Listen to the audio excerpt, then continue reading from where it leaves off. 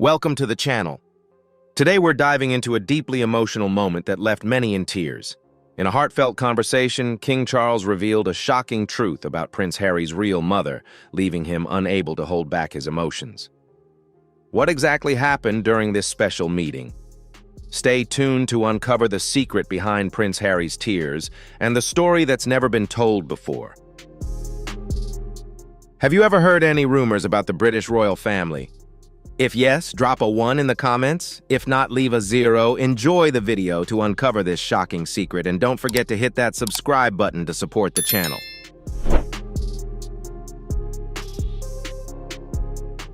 A royal letter once sealed in sorrow and buried in silence has finally been revealed. It is the final message from King Charles to Prince Harry. An eerie phrase emerges from the letter: "I cannot tell you not because I don't love you, but because the truth will break you." This is the moment when Harry learns the truth about his biological mother. Historians are stunned, the palace is in turmoil, and Harry must finally face the truth he never wanted to know. This is not only a family secret, but also the most carefully guarded lie of the crown.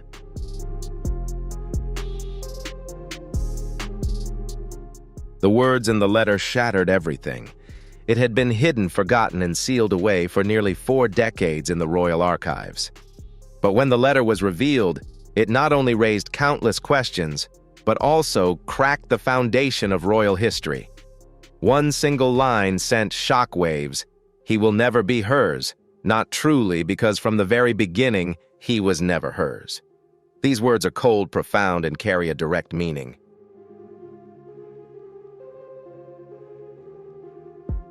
Historians quickly dated the letter to the mid-1980s, when Prince Harry was still a child, around 1985 or 1986. This was a period of political turmoil with growing public pressure and the gradual unraveling of Charles and Diana's marriage. The letter was sent to a longtime friend of Charles, possibly a royal cleric or a spiritual advisor. Whoever it was, it's clear that Charles trusted them enough to confide in them what he could never voice publicly.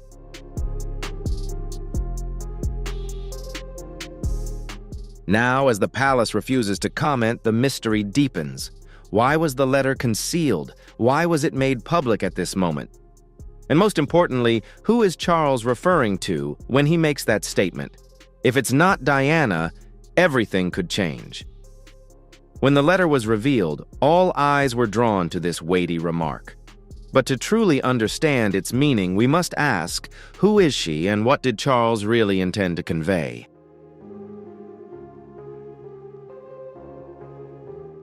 The phrase, "he will never be hers," may sound simple, but in the secretive world of the royal family, nothing is ever that straightforward. The question that now haunts everyone is, who is Charles referring to, and why say this at such a moment of crisis? Some believe this refers to Diana, but historians argue otherwise. They suggest the language in the letter could hint at something far more complex. Perhaps a surrogate, a secret third party, or even a biological mother unknown to the public.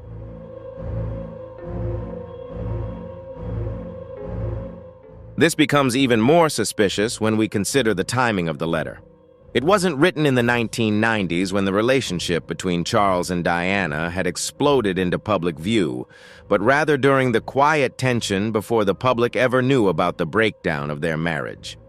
Did Charles truly think this way at that time? Who was the letter written to, a trusted advisor within the Church of England, or perhaps someone closer like the successor to Lord Mountbatten?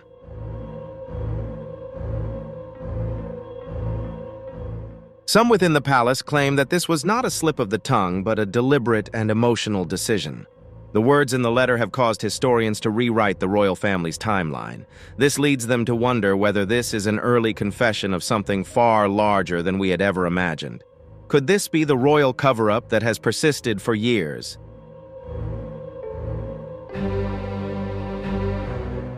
The theory that Harry may have been born via a surrogate, once dismissed and silenced for decades, has resurfaced.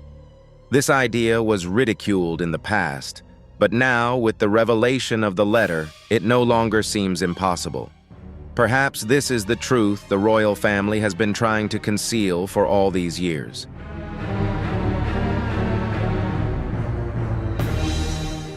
The words in the letter have changed everything suddenly.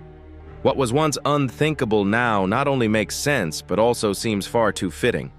In the early 1980s, Diana was hospitalized several times under vague circumstances, officially due to stress or private health issues. However, insiders now reveal there were discussions concerning her fertility concerns. Quiet conversations between doctors, aides, and royal advisors. If Charles and Diana were as estranged at that time as many suggest, and a public heir was needed, could the crown have arranged for a surrogate behind closed doors?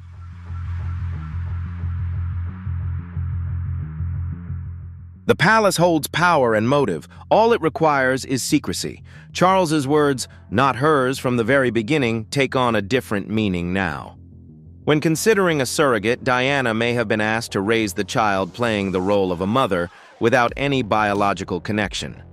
This could explain the letter and her long silence. Royal experts now suggest that this theory is no longer just speculation, but may explain the emotional distance, even the lifelong sense of disconnection that Harry has always felt.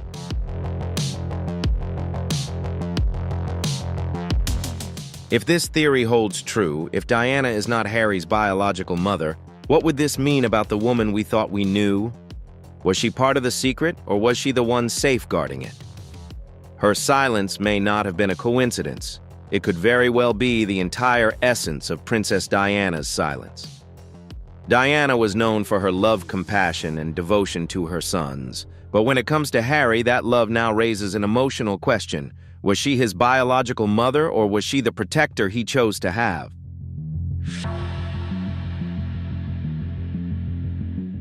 Diana's love for Harry was real. That part is clear. A palace staff member recalled, "She protected Harry more than anyone I've ever seen, not just with motherly love, but as if she were shielding him from something we couldn't see." Perhaps she wasn't just protecting Harry from the press, but also from the truth. If Diana knew the truth and took it to her grave, the past could be buried deeper than anyone ever imagined. But the timeline surrounding Harry's birth raises even more questions.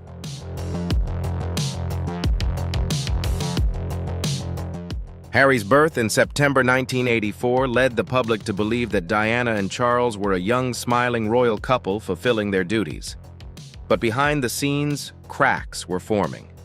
Now the timeline is being scrutinized closely. Many royal watchers point out suspicious gaps in the public record. Early in 1984, Diana had a sudden hospital visit that went unreported with no images, no public explanation. When asked, palace aides simply said she was unwell, but they never specified how.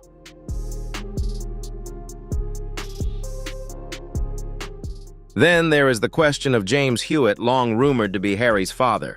Hewitt has always denied this, claiming he only met Diana after Harry was born.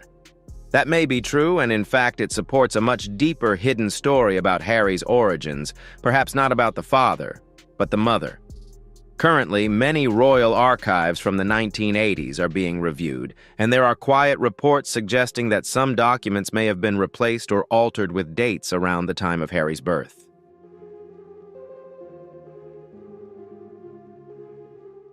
A former palace aide said, "We always followed procedure unless told otherwise. It's possible that in the past the royal family requested the alteration of certain documents to conceal the truth in order to protect the reputation of the family and avoid questions about Harry's true origins."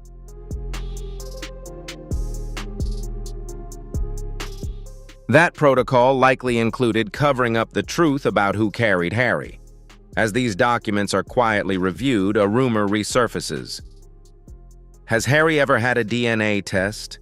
Did he want answers but never receive them? The next layer of this royal mystery could lie in something very small yet incredibly powerful. The rumor of a DNA test has circulated for years with whispers from palace insiders and hints in biographies.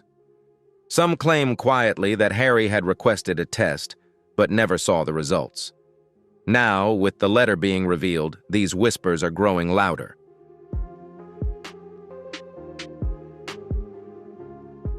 Some say a private test was conducted in the early 2000s, quietly carried out at the royal labs.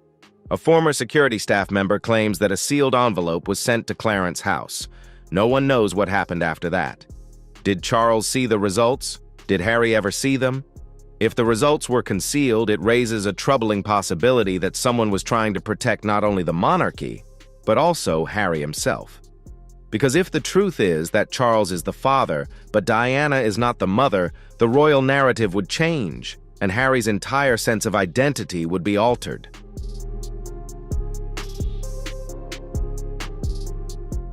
However, there is another possibility. Charles's letter may have never been meant to confirm anything, but merely to sow enough doubt to create an emotional distance, a quiet way of saying, "I know, and I cannot change that." One historian remarked, "The letter feels like guilt turned to ink." If that is the truth, the dilemma surrounding the DNA may never be resolved, as the real damage is emotional. As whispers turn into questions and silence transforms into suspicion, one man remains at the center of the storm: King Charles.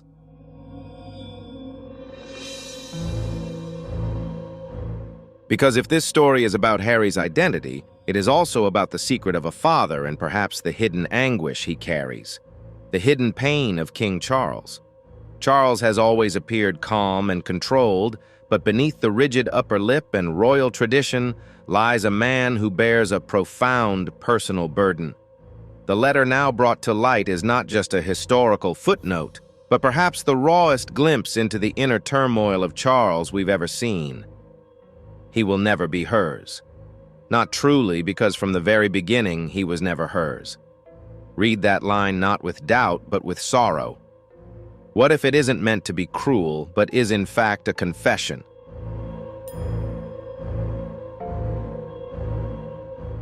If that's Charles trying to put into words what he's struggled with for years, many close to the royal family have noted that the relationship between Charles and Harry has always been strained. Public events unfolded formally but lacked warmth, and the colder tone became more apparent as Harry grew older. Some attribute this to generational differences, but insiders see something else: emotional avoidance. A former palace aide reflected, "Charles seemed to never know how to emotionally connect with Harry as if he wanted to, but didn't know whether he should." If Charles knew that Diana wasn't Harry's biological mother, that emotional wall might be his way of coping with the pain, distancing himself from something he couldn't speak of. And now, as King Charles, he's more than ever the center of attention. But what if the crown isn't the heaviest burden on his shoulders? What if it's this secret? A silent pain that has lasted for decades, but Charles isn't the only one who feels the weight of this mystery.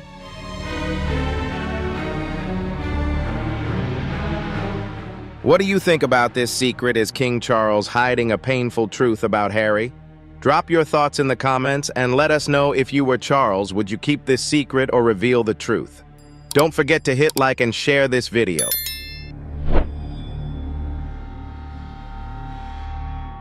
From the very beginning, Harry showed signs that he knew something was different. Even before the memoir, before the headlines, before Meghan, there was a boy searching for something. Something that no one could name until now, the lifelong sense of difference Harry has felt. He called himself the Spare. But what if that title isn't just about royal rank, but about identity?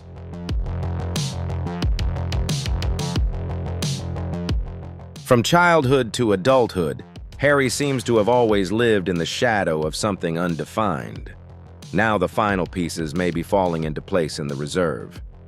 Harry described feelings of isolation, of being lost even in his own home, not just in the media, but at family dinners during royal tours and in private moments that should have been warm. A family friend once said, "He laughs the loudest but also seems the loneliest."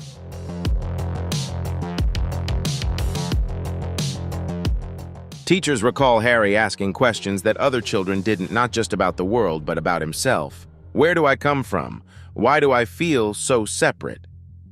At the time, it sounded like typical teenage anxiety, but now it seems more like a quiet call for truth. Then came Meghan.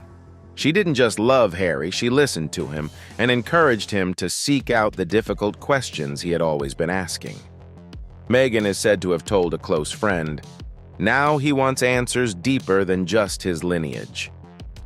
Could this lifelong sense of difference stem from a biological issue?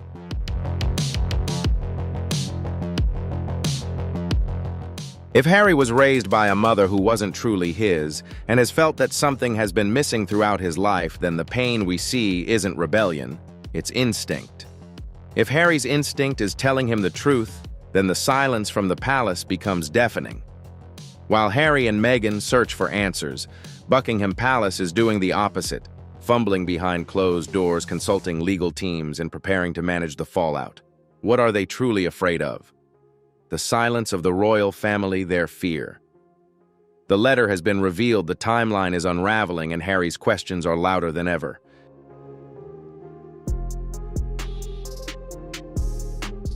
But inside Buckingham, the palace remains in absolute silence. Silence without statements, without explanations. Just quiet corridors, tense meetings, and growing panic. Behind that silence, insiders say it's fear. Why? Because this isn't just about one letter. It's about what else could be out there. A royal source confirms that a private crisis management team has been reactivated, similar to the team used during Meghan and Harry's interview with Oprah. Their new task to control leaks, manage the fallout, and uncover the original documents. There are whispers now that more letters may have been sent to Diana, to William, or even to Harry himself. If just one more document surfaces, it could be a disaster, not only emotionally but legally, as questions about inheritance titles and royal succession laws could be raised.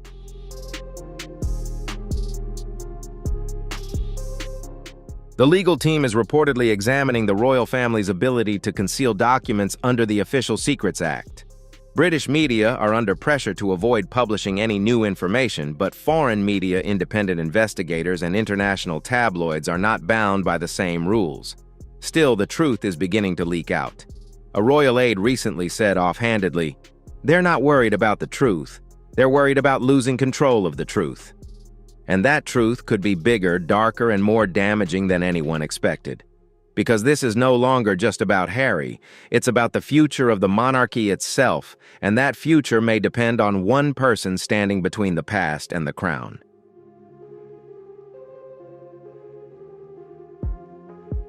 Prince William has known the truth. He has kept it hidden all these years. But if he knows and remains silent, then it's no longer just a family secret. It's a betrayal that could tear them apart forever. The pressure of knowing this truth, Prince William, the heir and the face of the modern monarchy, has been raised from birth to lead. But after this letter, his silence is beginning to attract attention and suspicion. Because if this secret was known within the palace, William may have known for a long time.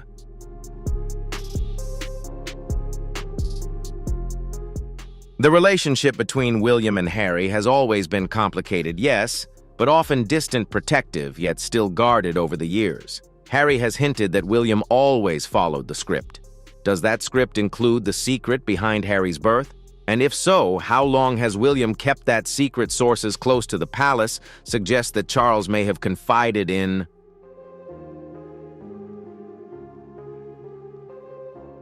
William as he reached adulthood, likely during the time Harry began to rebel against royal duties. An insider revealed that there were serious conversations between father and eldest son, and after those conversations, William changed. He became colder and more guarded. If William knew why, didn't he tell Harry loyalty to the monarchy, perhaps out of fear of the consequences? Or did he believe that protecting the crown was more important than protecting the truth about his brother? Now, with this letter being made public, William's silence could be seen as a betrayal not only to Harry, but also to their brotherly relationship.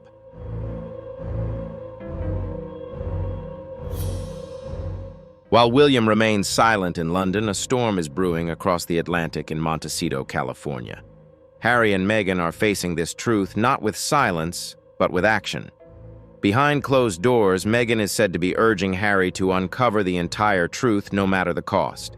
Meghan, in the aftermath of Montecito, the release of the letter not only shakes the palace but also rattles the Sussex family. According to sources close to them, Meghan was deeply shaken when she read it, not just because of what it suggests about Diana, but because it confirms many of Harry's suspicions from the very beginning. Meghan has stood by Harry through royal tensions, public scrutiny, and family rejection, But this is different. This is personal.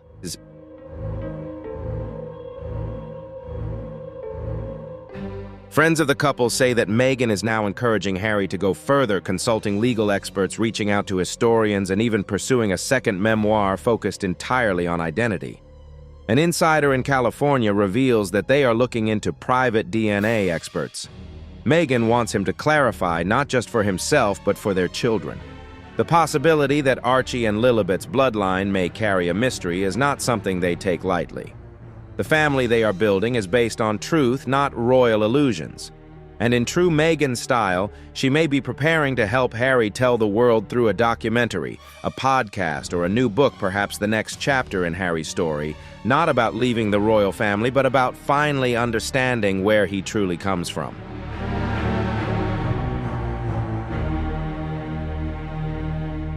As Harry digs into his past, one figure remains hauntingly silent, the late Queen Elizabeth II. The woman who reigned through wars, scandals, and abdications, did she know the truth from the beginning? And if she did, was she protecting the monarchy, or was she shielding Harry from something he still couldn't handle? What did Elizabeth know about Queen Elizabeth II, the final gatekeeper of royal secrets for over 70 years?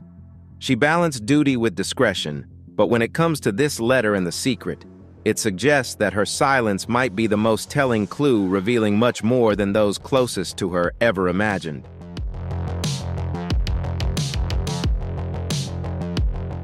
It is said that the Queen had access to all confidential records, including medical records, letters, and correspondence related to all royal births. This means she may have read the letter from Charles and possibly others. If that's true, she knew. The question is, what did she choose to do with that knowledge? Some believe she tried to handle the matter privately. A court official stated she was always 10 steps ahead. If something as significant as this came up, she would have taken steps to neutralize it quietly.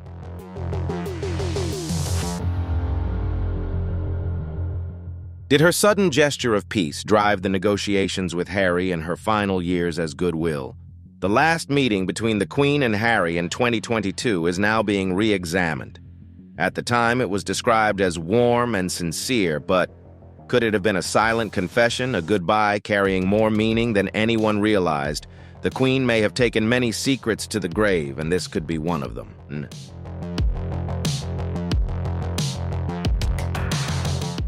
Even if the Queen knew and said nothing, the question now haunting the monarchy is, if Diana is not Harry's mother, what does that mean for the royal bloodline? Because the crown is not just about ceremony, but also about legacy, and this secret could shake its very foundation with profound implications for the core of royal lineage.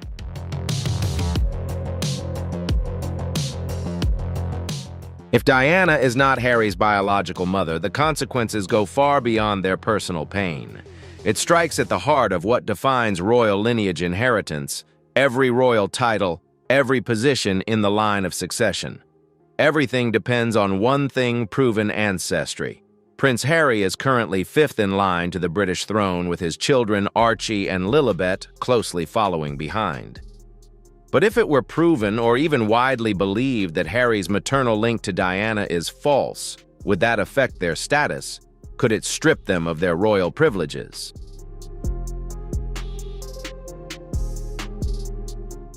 Legal experts say this could be a serious possibility. Constitutional scholars argue the monarchy is built on an unbroken line of descent. If that descent is altered or questioned, its legitimacy is too. It would open the door to challenges against Harry's past roles, military titles, dukedom, even his royal title.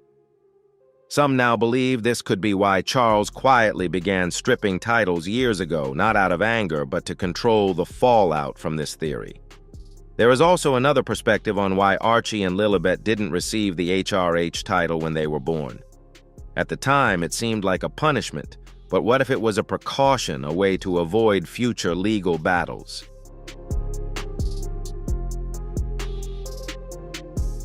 In a monarchy built on blood, every drop of blood matters. If the monarchy is willing to reshape its rules to conceal this truth, what does that say about the relationship between father and son? Because for Harry, this has never been just about status. It's been about love trust, and a father who may have chosen silence over connection. As the world absorbs the weight of this revelation, one truth becomes undeniable. Nothing in Prince Harry's story has ever been simple, not his childhood, not his rebellion, and certainly not the question now hanging in every royal hallway: who is Harry's biological mother?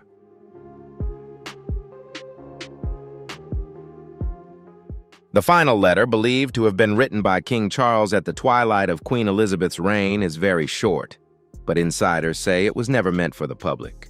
It was a private farewell from a father to the son he could never fully reach. I raised you in the shadows of my own, but not in my truth. I hope one day you can forgive me. Just that one sentence sparked a storm. Behind the palace doors, legal teams are reportedly working to locate and protect any remaining documents from that era.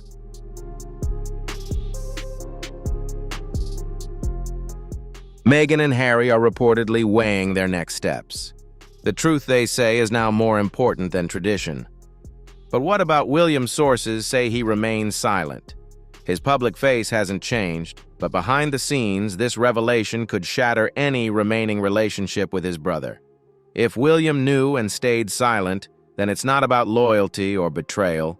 The monarchy has survived wars, divorces, and abdications, but this is a potential redefinition of the royal bloodline.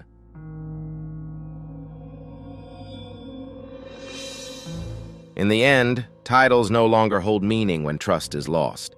As Harry stands on the brink of truth and legacy, one question remains. Will he stay silent to protect the crown, or will he finally speak out to reclaim his story? One thing is certain: the truth has been exposed, and the crown will never be the same again.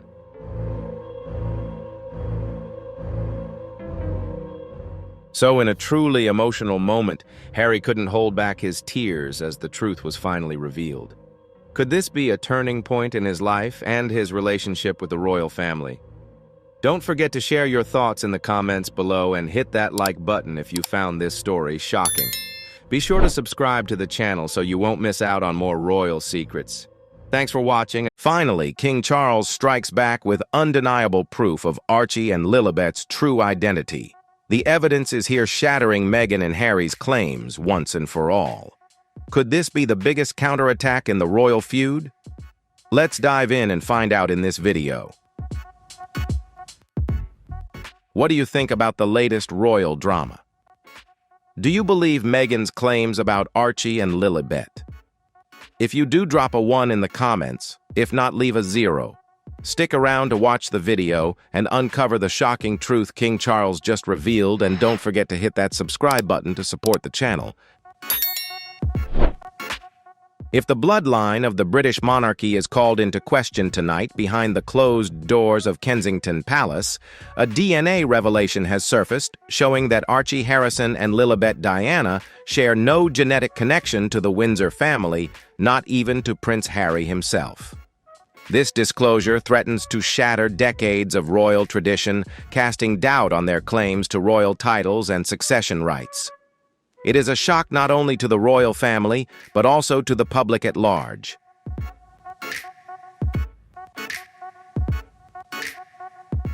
It all began with silence. A single document bearing the Kensington Palace seal was quietly leaked to a trusted royal journalist without fanfare, no press conference, and no comment from the palace. Only 5 words were scrawled at the margin, with a chilling conclusion: "No Windsor blood detected." This sparked a heated debate over the legitimacy of royal claims, sending everyone into a search for a truth that had long been concealed.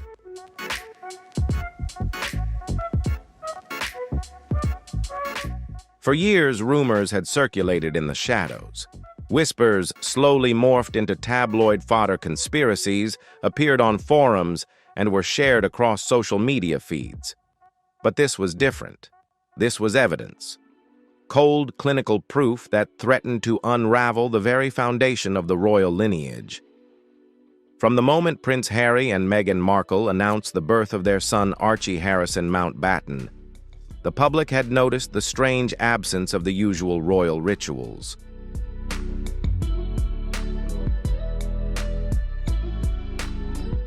There were no steps in the hospital, no medical details, no official doctor reports, and most importantly, no actual living baby. In the critical weeks that followed, similar uncertainties arose when their daughter Lilibet Diana was born. Fans were provided with carefully arranged photos, backlit images, and a Netflix documentary, but there was never full transparency.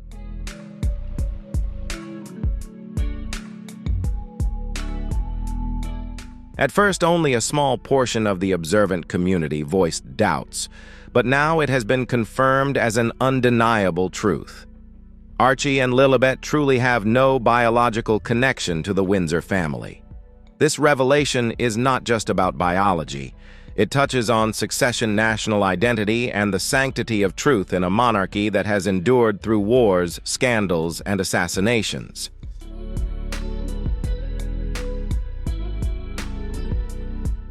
When Meghan Markle and Prince Harry stepped down from their royal duties, the royal family continued to publicly mention their children using respectful titles without legal genetic basis. In response, Kensington Palace took a step to push back. DNA reports were never intended for public disclosure. They were merely part of an internal audit regarding the official line of succession, a matter that has become increasingly delicate as King Charles's reign faces growing pressure.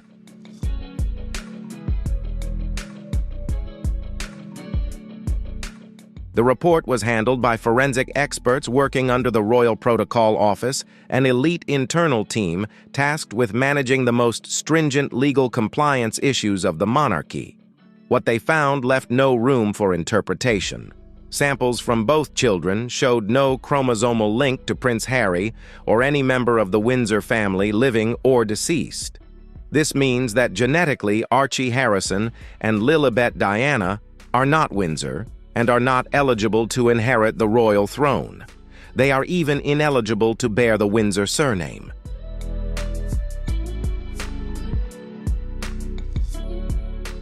This is a bombshell that changes everything, not just for the Sussexes, but for the entire British monarchy. The palace is said to have prepared appropriate actions to handle the situation, but before we decode the silent fury behind Kensington's counterattack, we need to go back to where it all began. The subtle evasions, the hospital mysteries, and the contradictions when looking back will tell a different story, a story very different from what the public has been sold.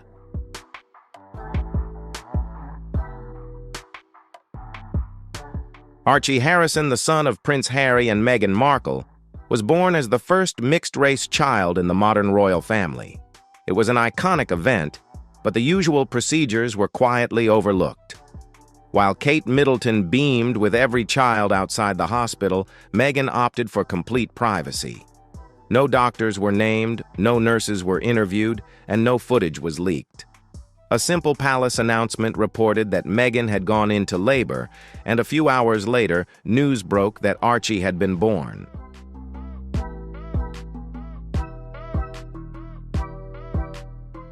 Even veteran royal reporters admitted that something was amiss. It was unclear whether the birth took place at the hospital or at the couple's private residence. The announcement of Meghan's labor came only after the baby had been born, which initially seemed like a modern parenting choice on Meghan's part. However, now with the DNA revelations, the situation appears to have been orchestrated far more deliberately.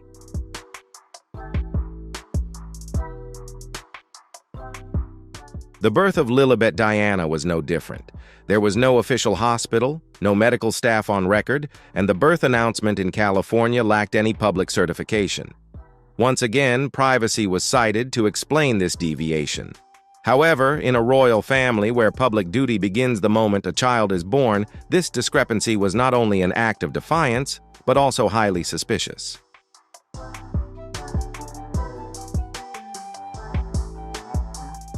The British public has long been divided over the Sussexes' departure from royal life. Some see it as a reasonable escape from the intense scrutiny of the monarchy, while others view it as a money-making scheme, a way to capitalize on the royal brand without taking on any responsibility. However, after these revelations, the stakes have risen significantly. It's no longer just about lifestyle choices or media coverage. It now concerns the integrity of the monarchy itself.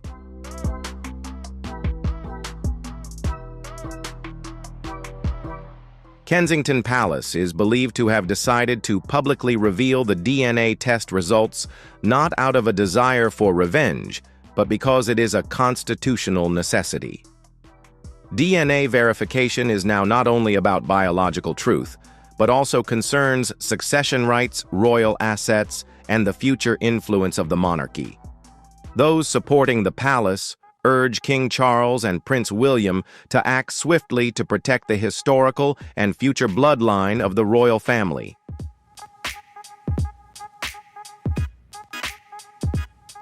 Meghan Markle is said to have been notified before the news reached royal reporters.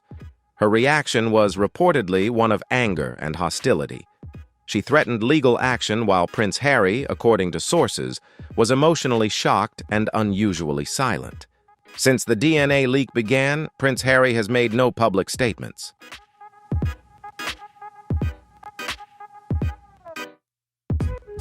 These events are raising significant questions about the future of the British monarchy. Will titles be revoked? Will Parliament intervene to pass laws formalizing succession rules based on DNA verification? And will Harry and Meghan be forced to publicly withdraw their children's claims to royal status? All of these remain unanswered, awaiting a response from the royal family.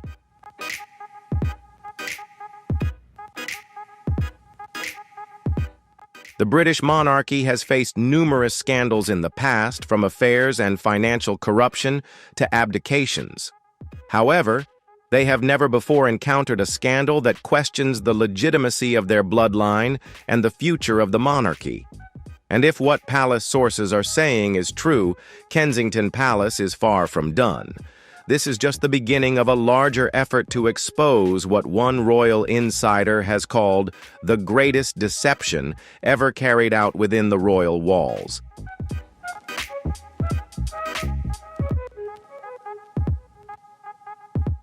The British monarchy has long been built on a solid foundation royal bloodline. Unlike a presidency elected by votes or a political office, power in the British monarchy is tied to lineage, where ancestry serves as the guarantee of legitimacy. Every monarch sitting on the throne must have royal blood, which is why any doubts regarding the biological connection of a royal heir are no small matter. This is a genuine constitutional crisis, not just a family scandal.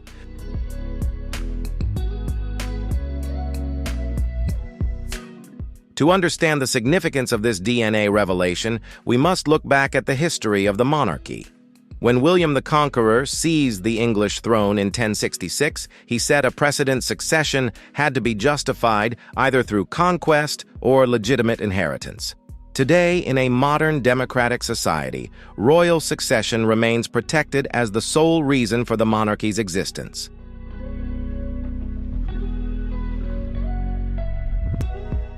That is why bloodline, rather than qualities like virtue or leadership skills, is the most crucial factor in maintaining the British crown. The British royal family has a long lineage, nearly a millennium old, carefully documented and verified by experts and historians.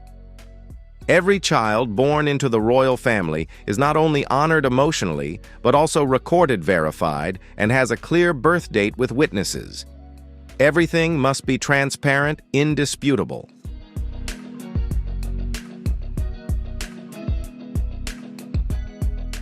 Ownership, responsibilities, and roles within the royal family all depend on the assumption that an heir must truly be who they claim to be. Therefore, the lack of transparency surrounding the births of children like Archie Harrison and Lilibet Diana has raised serious concerns within the palace.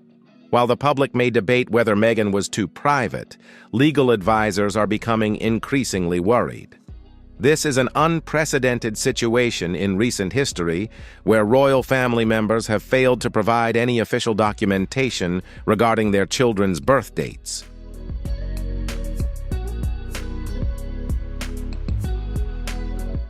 Throughout history, royal marriages have not been solely about love. They have been power alliances designed to strengthen and protect the royal bloodline. Even in modern times, the marriage of Queen Elizabeth II and Prince Philip, although seen as a love story, was in fact a union between distant relatives sharing the royal bloodline. This was considered essential to maintain the integrity of the royal lineage.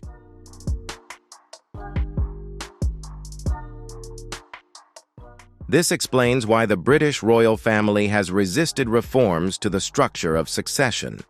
While many constitutional monarchies in Europe have made changes in the UK royal bloodline, remains the unchangeable factor in the system of succession.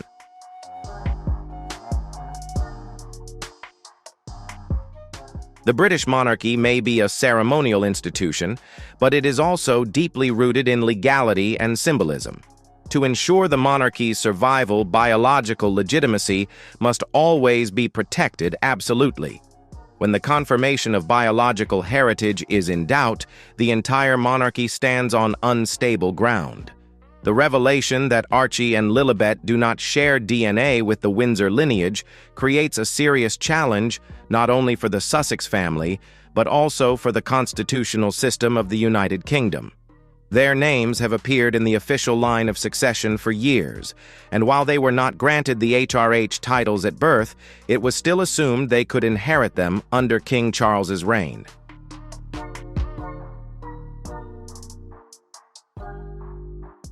The line of succession is not only symbolic, but also governs decisions in times of crisis. For instance, if all direct heirs were to perish in a catastrophic event, the line of succession would determine who would be the next leader of the monarchy. Therefore, clarity in the order of succession is essential. Fabrications or claims without proper documentation cannot be allowed to obscure this transparency. For Meghan and Harry, introducing children with no biological link to the royal family into the line of succession is not only ethically dubious, but also a potential constitutional deception.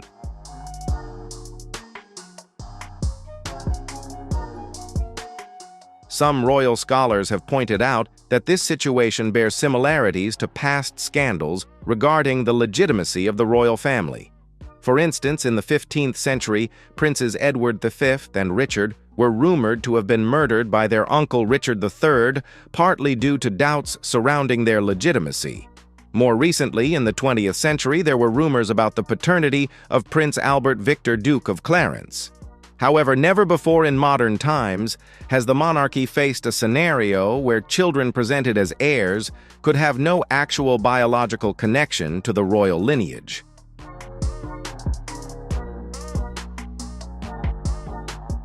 A former royal historian stated that the palace was aware of the contradictions surrounding Meghan's pregnancy, but hesitated to take action due to fears of political backlash, accusations of racism, or allegations of bullying.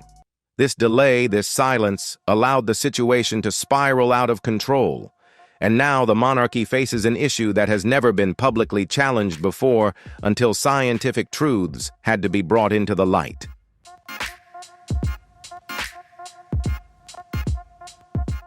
Royal blood is not only important because it determines succession, but also because it binds the crown to the people of Britain. When the nation accepts a monarch, they do so on the basis that the individual is the living embodiment of the nation's heritage. If the monarch's heirs are not truly their own, the public may feel deceived when swearing loyalty to an illusion. This not only damages the royal family's reputation, but also disrupts the trust and bond between the ruler and the people.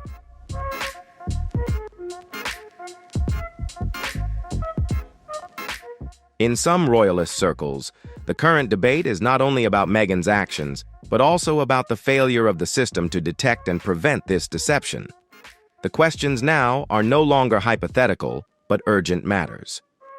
Should DNA testing be mandatory for future royal heirs? These questions, which could have previously been mere assumptions, have now become real issues that need to be addressed.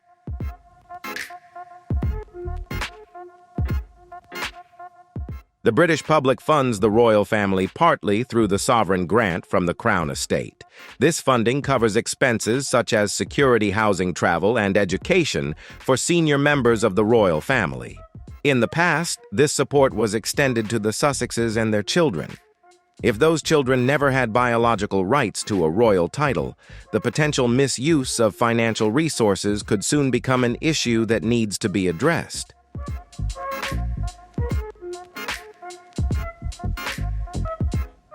Seriously, what do you all think about British taxpayers funding the royal family, including the Sussexes, through the sovereign grant? If Archie and Lilibet have no biological claim to royal titles, could this mean there's been a misuse of funds? Drop your thoughts in the comments. Do you think this is an issue that needs to be addressed ASAP? Don't forget to hit that like button and share this video if you want more deep dives into royal drama. Keep watching for even more shocking details.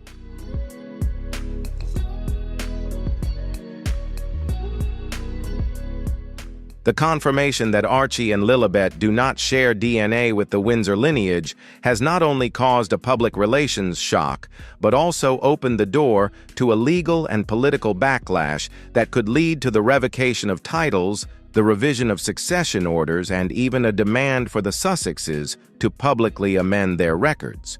There is an increasing consensus among constitutional experts that Parliament may need to intervene and pass a law requiring DNA verification for heirs in the line of succession. If enacted, this law would mark the first time in modern British history that scientific evidence would be required in royal succession rituals.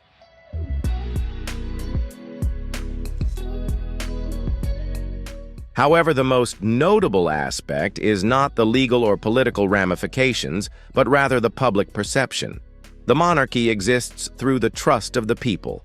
Its power can only be sustained when the public believes in its legitimacy. When this trust is damaged, when titles can be exploited and truths concealed, the entire institution stands on the brink of irrelevance. If Kensington does not act, if it allows these wrongdoings to take root permanently, the consequences may become irreversible.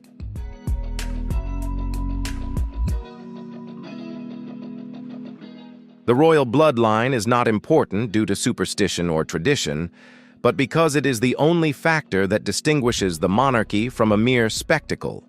It is what gives weight to the crown, meaning to the lineage and structure, to a nation still deeply connected to its symbolic heritage.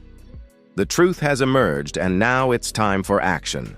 What happens next? How Parliament, the palace, and the people respond will determine whether the monarchy will rise stronger or dissolve more than ever before.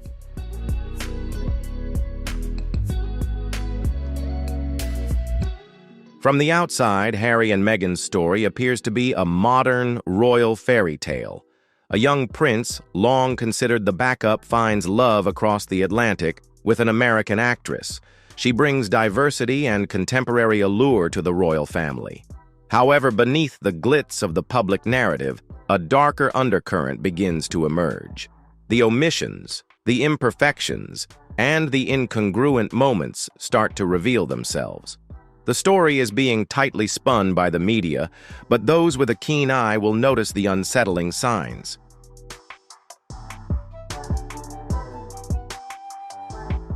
The first seeds of doubt regarding the birth of Archie Harrison were sown on the day he was born, or rather the day the announcement was made.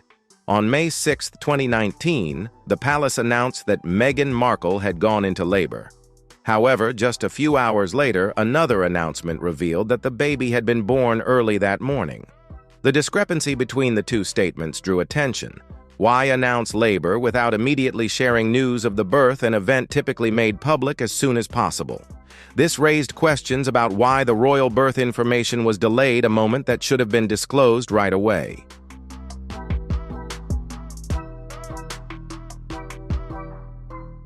Traditionally, the birth of a royal child would follow a strict protocol. At least one certified royal doctor with a clear identity would sign off on the birth, with a group of witnesses present. In the past, Royal family members gave birth in public hospitals where cameras were always ready and press releases were almost issued in real time. However, with Archie, things were different. No specific hospital was named, no birth certificate was issued immediately, and no doctor was made public. Yet this was justified by the Sussexes' claim of privacy, something many accepted. However, privacy within the royal family is rarely absolute, especially when it comes to the birth of a royal heir.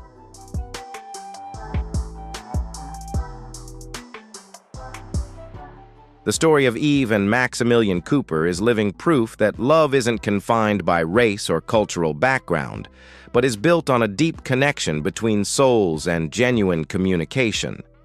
They show that when two people embrace their differences and grow together, love becomes a powerful force that unites and uplifts them, creating a meaningful shared journey filled with purpose and fulfillment.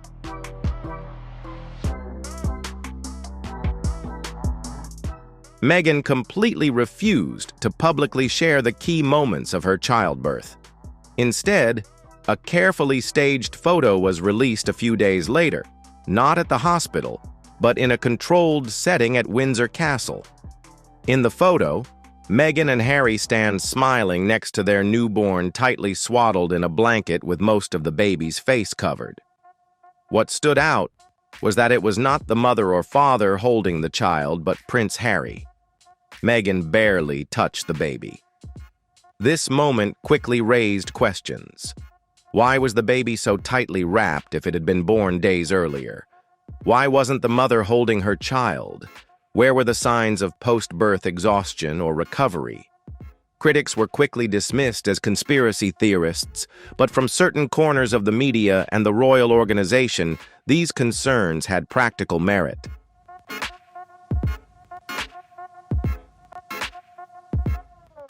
As the months passed, the public began to notice other oddities.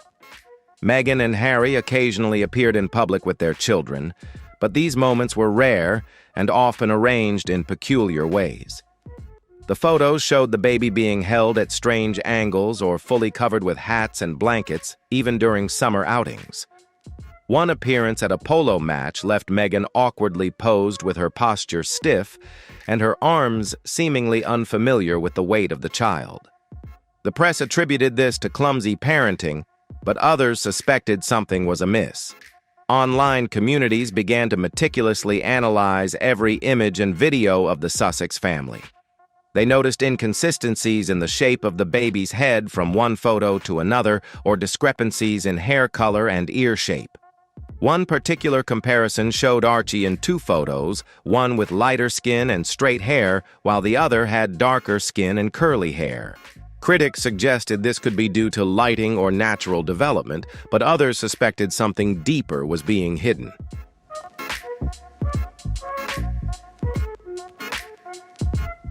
Speculation continued to grow, with reports suggesting that Meghan had used a prosthetic bump at certain stages of her pregnancy.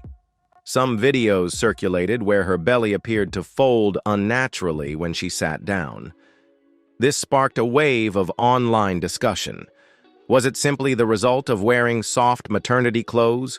Or was it evidence that she had never been pregnant? The palace declined to comment and dismissed the theories as absurd, but this silence only fueled the questions, making them grow louder.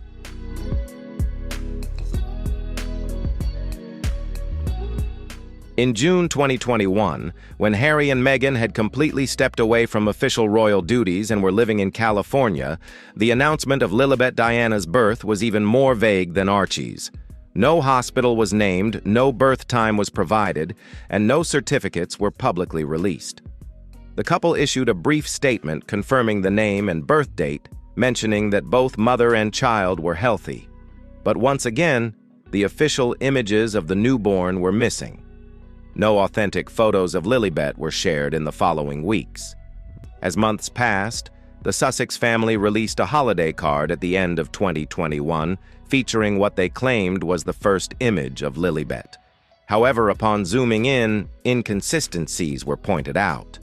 The child appeared unusually still, and her features seemed digitally altered.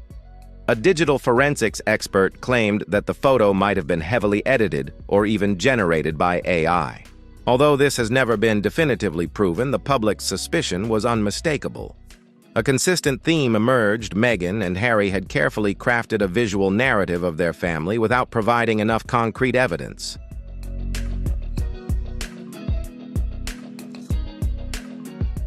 Unprotected, spontaneous moments have proven that these children are not truly integrated into royal life.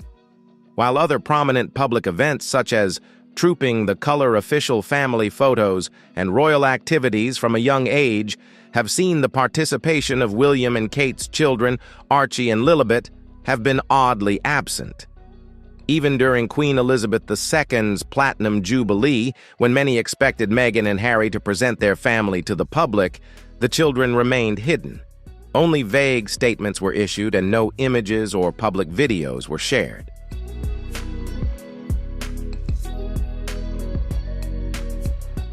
An opportunity that was expected to clarify all the speculation was the Netflix documentary series where Meghan and Harry could share real and intimate family moments. However, viewers were met with a meticulously staged production featuring distant shots, blurred backgrounds, and voices without faces. In one scene, Archie can be heard speaking, but his face is never shown. Lilibet appears only fleetingly, with her face partially turned or lit from behind. There were no real-life shots of moments like diaper changes, playtime, or bath time. These moments could have been an opportunity to convince the public that this was a thriving royal family, yet they lacked transparency.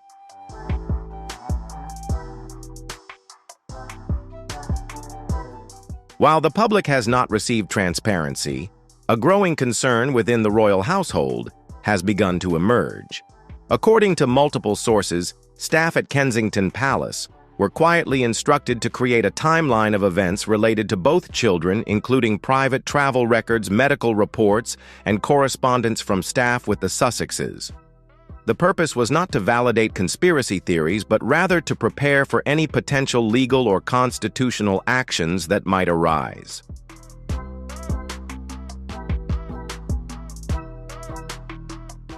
A significant shift occurred in early 2024 when an anonymous whistleblower believed to be a former medical advisor to the Sussex family provided documents and testimony. These documents claimed that no official births took place under medical supervision for either child in California or the UK. Additionally, it was reported that a high-level confidentiality agreement had been signed with a surrogate who had been in hiding since 2019. While her identity and role were carefully concealed, details about her began to emerge through palace sources. According to the revelations, Meghan did not carry Archie, and perhaps not Lilibet either.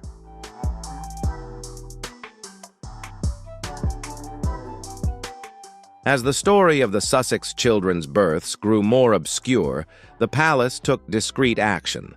A forensic genetics company was hired to collect samples from Archie and Lilibet and test them against known genetic material from the Windsor bloodline. The results confirmed that there was no connection to the royal family. Although the public remains unaware of how these samples were collected, the silence surrounding the matter has only fueled further suspicion.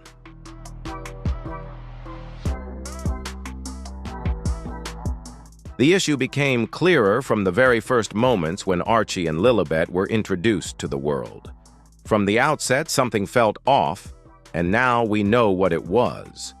The secret DNA testing has unraveled the truth, but it was carried out in silence with no official announcement or public investigation.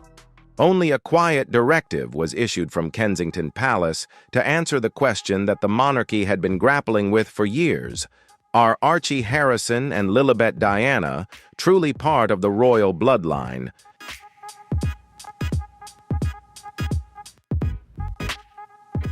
Requiring a DNA test is not just a simple legal action, it is a statement of doubt and a breakdown of trust.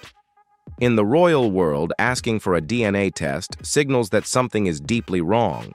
It shows that trust has been shattered to the point where only cold scientific evidence can restore it.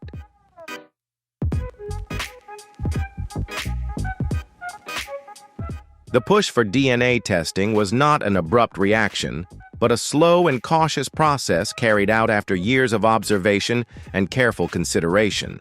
Senior officials within the royal family had noticed abnormalities surrounding the births of Archie and Lilibet, including the lack of transparency in documentation, inconsistencies in the released photos, their absence from public events, and most importantly, the strategic delays in legal registration.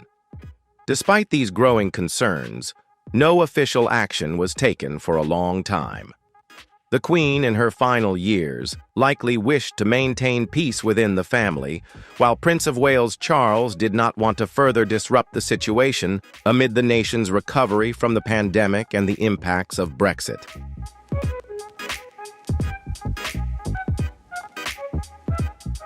However, after years of silence, the situation could no longer be ignored. In early 2024, pressure from both inside and outside the royal family became impossible to dismiss. The Whisper network within Westminster had turned into a roar as members of Parliament began questioning royal spending and the legitimacy of succession rights. A small faction threatened to introduce a bill requiring DNA verification for royal heirs, particularly for those born or residing outside the United Kingdom. At the same time, rumors about the use of surrogacy agreements began to spread more widely. It was at this point that Kensington Palace finally acted, pushing for DNA testing, not from the king, but from the Office of the Lord Chamberlain in cooperation with the Royal Heritage and Protocol Oversight Council.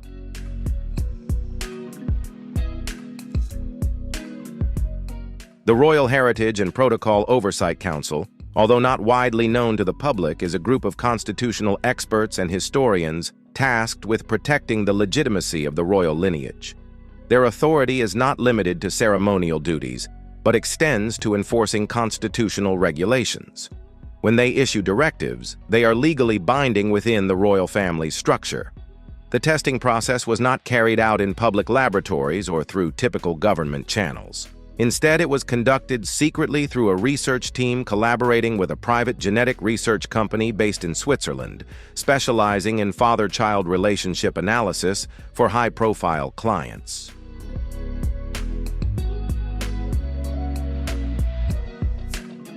The most shocking aspect of the entire story is the manner in which the samples were obtained. One source claims that the first sample was taken from a discarded toothbrush allegedly belonging to Archie at a private estate in Montecito, California. Although the exact method of obtaining the toothbrush remains unclear, there is speculation about whether an insider cooperated or if a private investigator was hired to carry out the task. The second sample for Lilibet is said to have come from a strand of hair taken from a donated outfit that was sent to a charity auction in the United States. After the samples were compared to secure genetic data from the Windsor bloodline, the results showed no matching genes, notably the absence of the mitochondrial DNA and Y chromosome markers that could be traced through the male lineage of the Windsor family.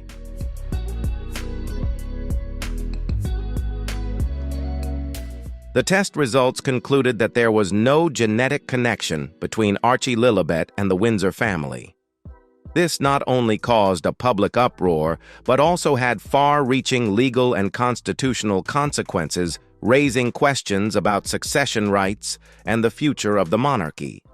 These events not only damaged the royal family's reputation, but also sparked debates about the legitimacy of inheritance rights and what truly transpired during the births of the Sussex children.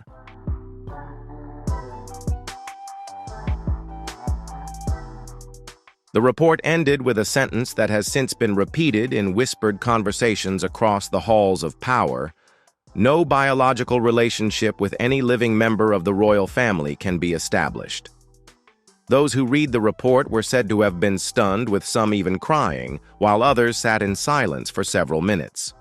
Several senior advisors to Prince William, including those with close relationships, are believed to have walked out of the room in frustration. These findings not only caused devastation, but also carried profound implications. This was not merely a matter of parental confusion or missing paperwork, but a betrayal of the institution itself. royal children are not just family members.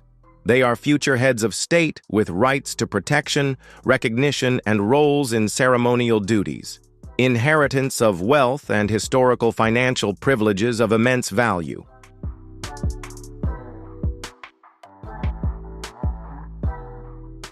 The revelation that the two individuals publicly introduced as royal heirs have no biological connection to the Windsor bloodline sent shockwaves through both the royal family and the nation.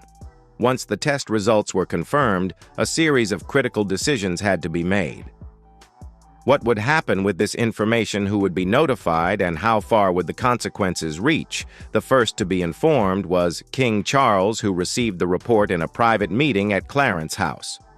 According to an assistant present, the king read the report slowly and asked only one question: "Are we absolutely certain about this result?" Afterward, Prince William, the heir to the throne, was also informed. His concerns were not only legal, but also how to handle the situation publicly to protect the integrity of the succession. According to sources, William was not angry with the children, but with what he believed was the deception carried out by Harry and Meghan.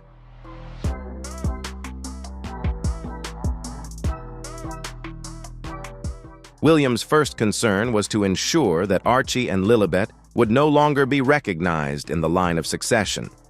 His second concern was the public handling of the announcement, figuring out how to disclose this news without plunging the monarchy into a public scandal. A week later, the information was shared with Prime Minister Rishi Sunak and a small group of constitutional lawyers in the Cabinet Office to begin drafting a legal framework that would allow for the official removal of titles in Parliament without disrupting the royal family. However, the plan faltered. A second leak, this time from an international journalist with connections to the Swiss medical laboratories, threatened to expose the entire affair. Fearing the loss of control, the palace decided to release a carefully worded internal memorandum to confirm that an internal review of the lineage records had led to clarifications regarding succession protocol.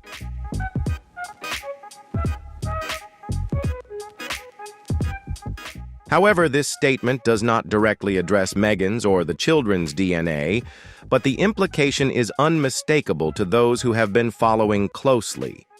Now, the question is no longer whether Archie and Lilibet are royal, as that issue has been resolved by science. The big question now is, what happens next? Will Parliament demand full disclosure? Will Harry and Meghan be forced to respond publicly? Can the palace survive this level of controversy without constitutional reform? Kensington remains firm. No public retaliation, no public accusations, only a strong, quiet assertion. The truth is known and action will be taken.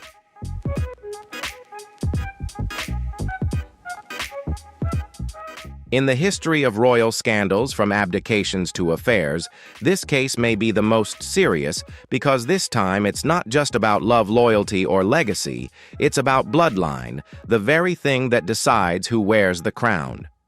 Although this story has been whispered in the shadows of high society, speculated and passed along through royal reporters' conversations and obscure online forums, only recently has the truth about this issue begun to come to light.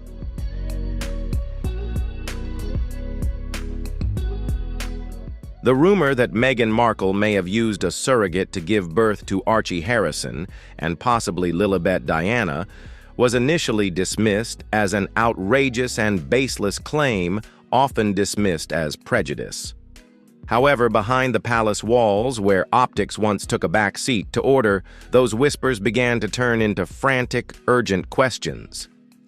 Now, with the DNA test results shaking the very foundation of the monarchy pieces that once seemed disconnected, the odd photos taken at strange moments, a mysteriously lost medical trace, the secrecy surrounding the birth dates suddenly start to form a chillingly coherent picture. And at the center of that picture is a woman known to only a select few whose silence has been ensured by a tightly bound legal contract.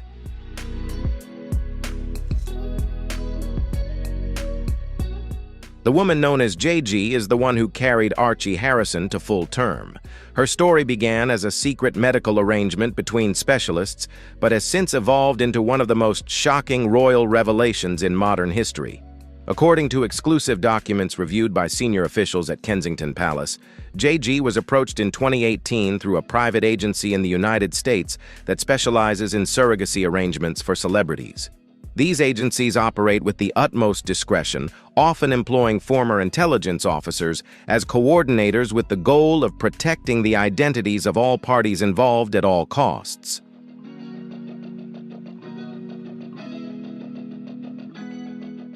JG is a healthy woman in her early 30s with no history of childbirth complications. She was selected based on specific genetic and physical criteria. The documents she signed included a 20-year non-disclosure agreement (NDA) with criminal penalties for any violations.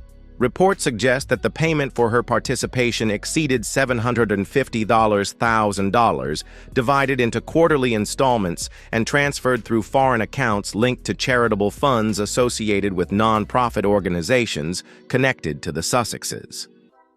However, it wasn't just the financial scope of the arrangement that shocked investigators, but also the meticulous orchestration of everything surrounding it.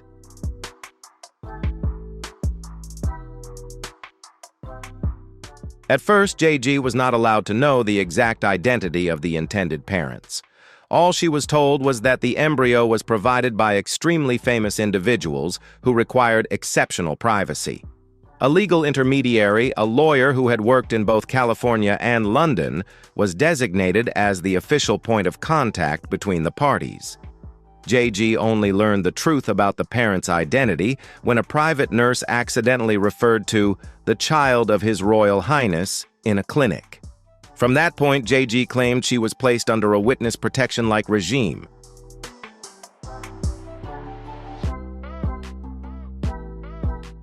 She was moved from her home in Arizona to a private estate in Utah, where a medical team monitored her around the clock.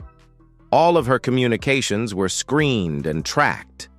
JG claims that she never met Meghan Markle or Prince Harry in person until the final month of the pregnancy. And even then, their meeting was brief, formal, and meticulously staged. Meghan is said to have worn oversized sunglasses and a thick coat indoors, refusing to engage in personal conversations. As her due date approached, JG was transferred to a luxurious birthing suite in Los Angeles, where the clinic closed to the public on the day of the birth. A fake name was used on all hospital forms, and according to her testimony, Meghan and Harry were not present during the birth itself, only arriving several hours later.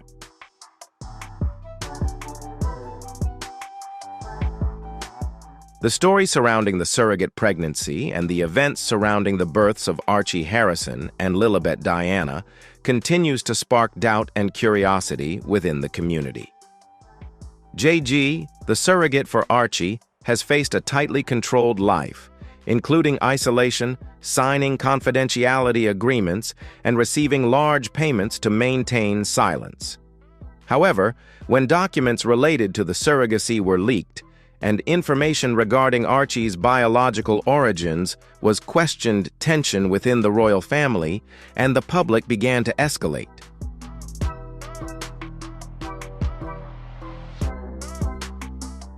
Information about financial agreements, confidentiality contracts, and the strict measures taken to maintain privacy have raised significant questions about the legality and honesty in managing events related to the royal family.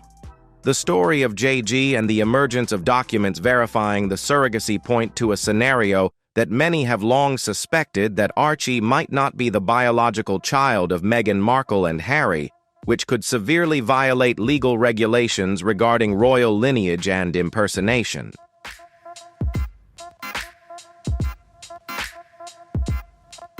The shift in how the media and royal commentators have responded has led the public to question even more.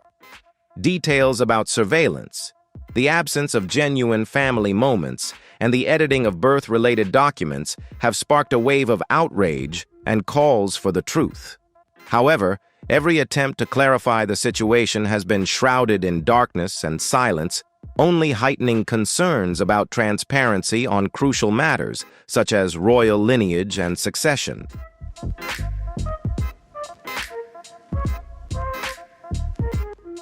This has also sparked a wave of doubt within the royal circles as former aides and palace staff have begun to publicly share their views on the strange way the Sussex children have been treated. The meticulously staged photos, silence surrounding personal issues, and the absence of genuine family moments have raised unanswered questions in the eyes of the public.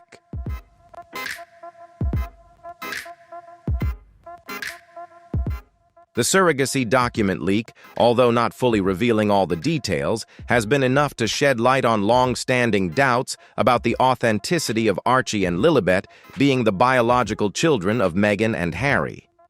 While this story has yet to be officially acknowledged, and the signs of a shift in handling the matter remain unclear, the truth that the public and the palace are now facing could permanently alter the way the royal family is perceived and managed in the future.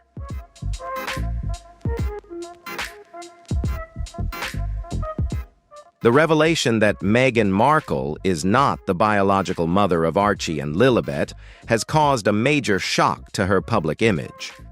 The theories surrounding the use of surrogacy are no longer dismissed, but have become a serious issue with potential legal consequences. This not only threatens Meghan's position within the royal family, but also raises important questions about inheritance rights and criminal responsibility in the registration and verification of royal lineage.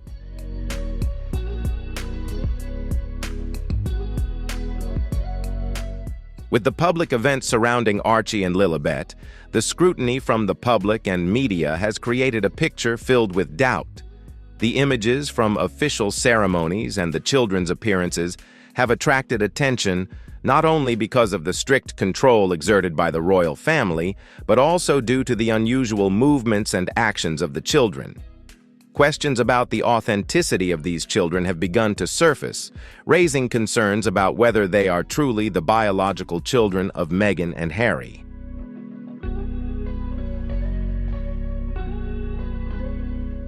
The doll theory.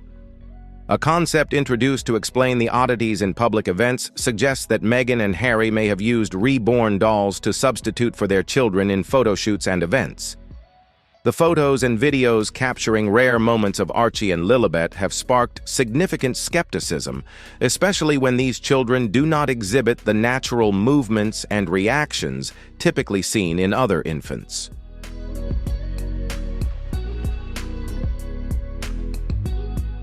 The photos and videos of Archie, particularly in public settings, have prompted pediatric behavior experts to question the naturalness of his movements. Doctors have pointed out that Archie's movements in these images appear abnormal, which has raised doubts about the authenticity of the public events involving Meghan and Harry's children.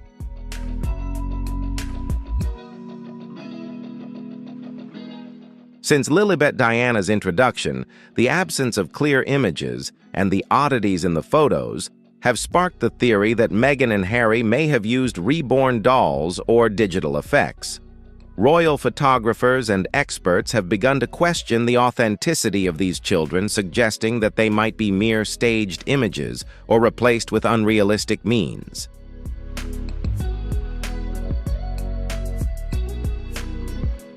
The abnormalities in how the Sussex children have been handled and their appearances have led many to begin doubting their authenticity.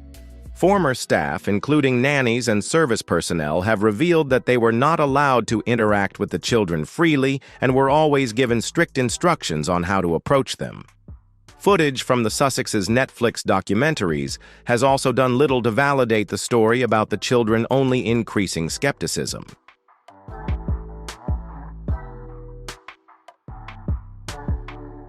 The use of dolls or child stand-ins not only raises ethical questions, but also creates concerns about the psychological impact on the Sussex family.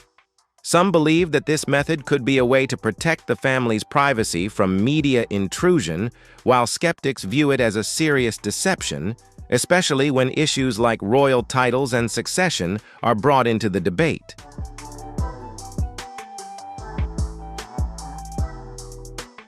The development of digital imaging technology and artificial intelligence has blurred the lines between reality and illusion. AI tools can easily mask imperfections and hide inconsistencies in images of the children, making it more difficult to verify their authenticity. These technologies have created hyper-realistic images that could lead viewers to believe the children are real when in fact they may be products of digital manipulation.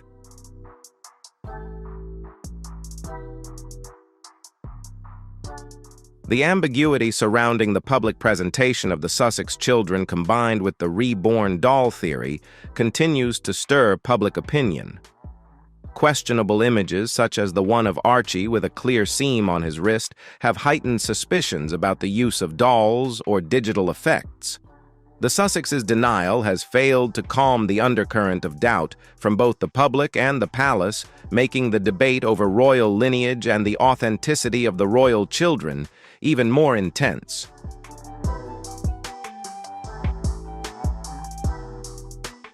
The discoveries regarding the use of dolls and DNA testing combined with anomalies in the birth documents have created a larger mosaic of secrecy surrounding the Sussex family. This ambiguity not only raises questions about the Sussex children, but also brings up significant issues about the evolution of the monarchy in the 21st century, where image media and controlled narratives are becoming increasingly pivotal.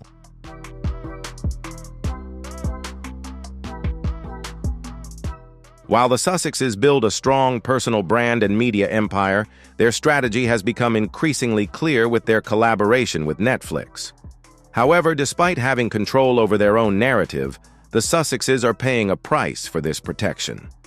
The story is being crafted through documentaries and television shows where the family keeps secrets about their children and constructs a royal family image that aligns with their personal aspirations. This not only fuels doubts about authenticity, but also raises questions about public deception.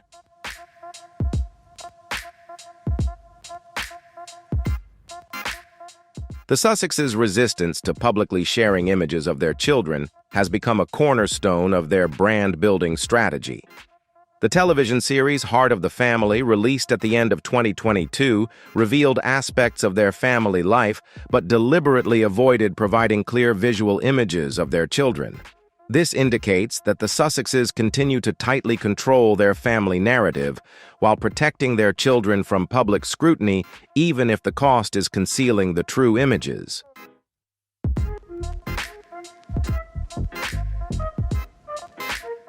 The strict protocols around filming and showcasing the children have intensified doubts about the authenticity of the Sussex family's images. The use of stand-in shadows and post-production techniques has created a carefully edited reality, blurring the lines between truth and fiction. This control further strengthens the reborn doll theory as the couple constructs a perfect modern royal family image while keeping personal life details tightly concealed.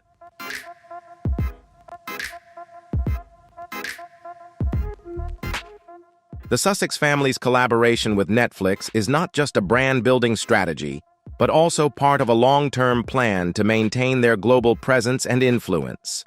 Family-focused programs, including those aimed at children, play a crucial role in reinforcing the Sussex family's legacy. However, this raises questions about the truth behind the presented image and whether the couple is exploiting the public to sustain the value of their brand.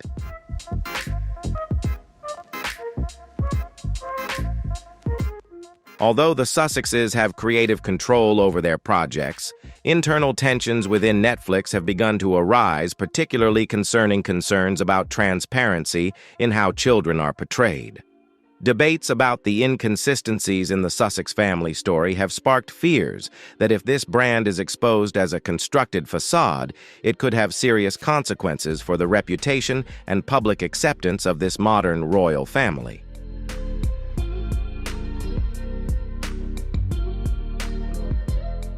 Although Meghan publicly emphasizes her role as a loving and devoted mother, the public images and content from Netflix do not reflect this.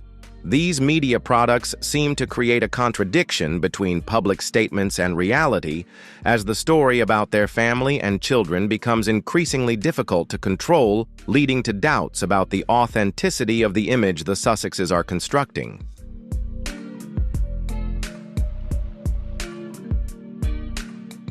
The Sussexes' battle to protect their privacy has strained their relationship with the public.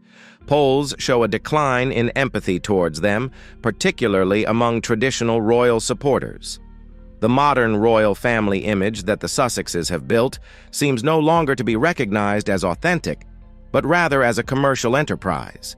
This not only weakens public trust, but also affects the family's credibility in the eyes of the next royal generations.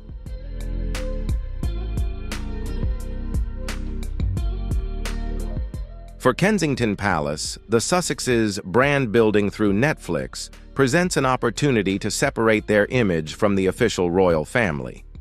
However, this is also a double-edged sword, as it could lead to a decline in credibility and complicate the relationship between the Sussexes and the traditional royal family. The question of the authenticity of this brand is being increasingly raised by the public and the media.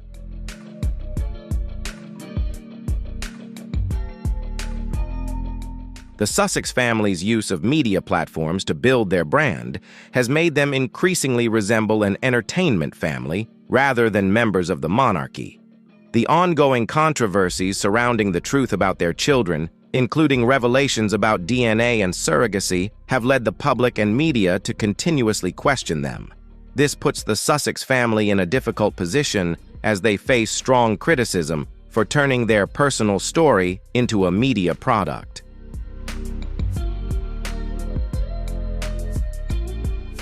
The crisis caused by the Sussexes is not only related to revelations about their lineage, but also threatens to pull the entire monarchy into a media storm. The palace has expressed frustration that the Sussex family has turned their media platform into a tool to protect an increasingly complex story. Allegations of fabrication and deception not only undermine public trust in the Sussexes, but also raise questions about transparency in managing the royal family's image.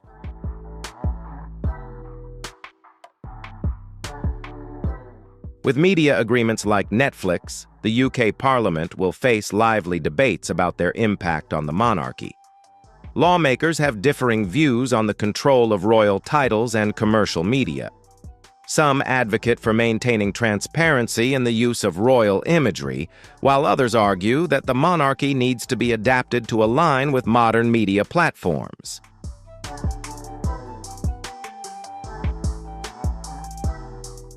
Netflix and the Sussexes' media empire are not only part of their personal strategy, but also at the heart of the royal crisis. The blend of old-world lineage and modern celebrity science creates a captivating story, but one that is not without controversy. The power of storytelling and the Sussex family's public display can create the illusion of a perfect family, but it also puts the monarchy in a difficult position when it comes to maintaining trust and transparency with the public.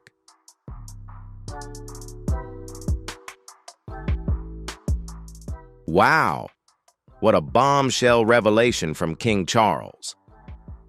The truth about Archie and Lilibet's identity has finally come to light, shaking up everything we thought we knew.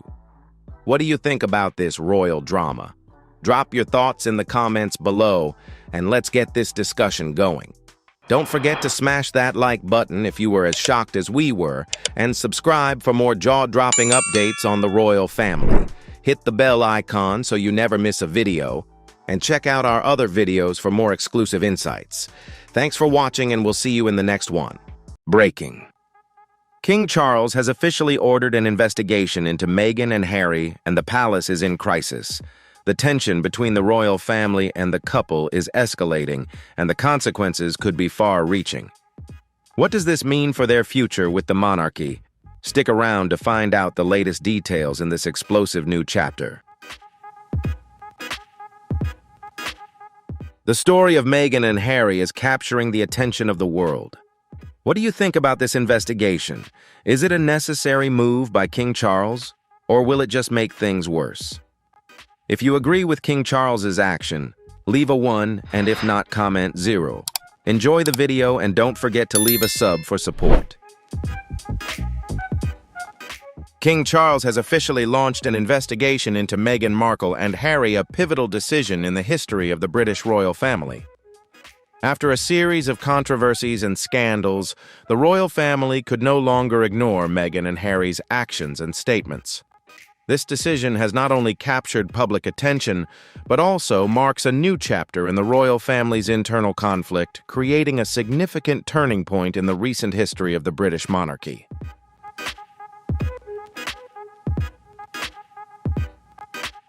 This is said to be the first time in British royal history that an official investigation has been launched into members of the family.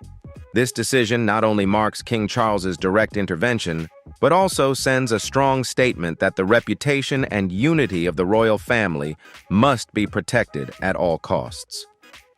Is this a fair response to Meghan and Harry's actions, or is it simply a strategy to restore the royal family's image in the eyes of the public?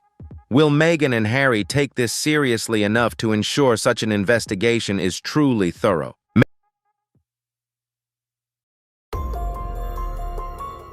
Meghan Markle, a woman with her own career, joined the British royal family through her marriage to Prince Harry in 2018. Upon entering the royal family, Meghan's image quickly drew global media attention. However, shortly after, her relationship with other royal family members began to face challenges. Internal issues gradually surfaced through interviews and public controversies, putting the royal family in a difficult position.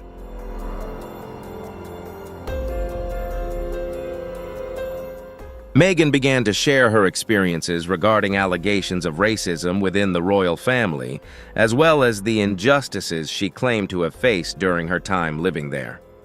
After stepping down from official duties, Meghan and Harry continued to criticize the family, raising serious questions about the monarchy's lineage and finances.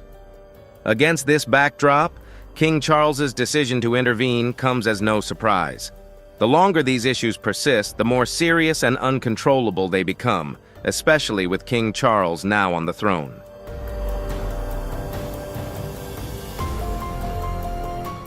King Charles cannot allow this situation to continue, as it not only affects his personal reputation, but also undermines the stability and image of the royal family. Meghan and Harry have sparked significant public outrage, and if the royal family does not respond promptly, the instability could spread and lead to chaos within the institution.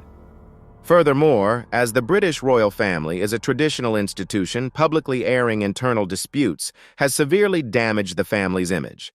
As the leader, King Charles cannot let these scandals continue to tarnish the institution he has inherited.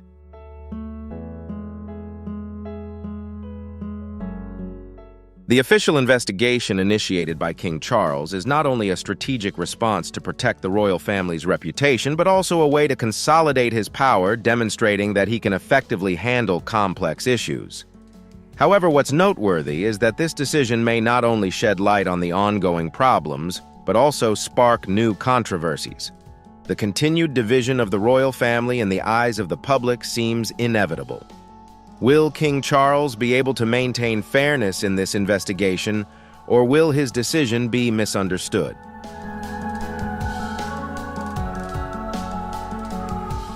This investigation is not only an attempt to resolve internal conflicts, but could also be seen as a form of punishment for Meghan and Harry, who have had a strained relationship with the royal family for years.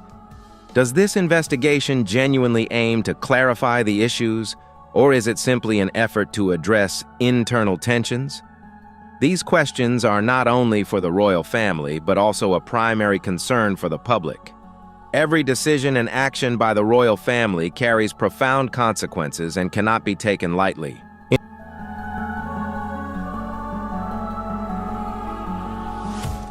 In his effort to protect the royal institution, King Charles is fully aware that these actions could significantly impact family relationships. From maintaining stability to addressing members no longer engaged in official duties, the investigation launched aims not only to clarify the conflicts, but also to reflect King Charles's ability to handle internal family issues within an institution under immense pressure from the media and public opinion. King Charles's decision to open the investigation could be seen as an effort to restore his public authority, but is it a comprehensive solution to all the issues, or simply an action to preserve personal power within the royal family? Meghan Markle and Prince Harry have had a tumultuous relationship with the royal family.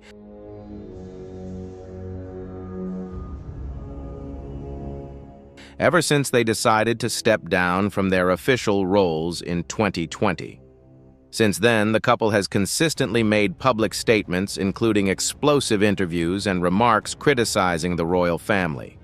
These statements have made them the focal point of international media and stirred public debate. Meghan not only exposed her personal struggles, but also strongly criticized deeper issues within the royal family, particularly allegations of racism.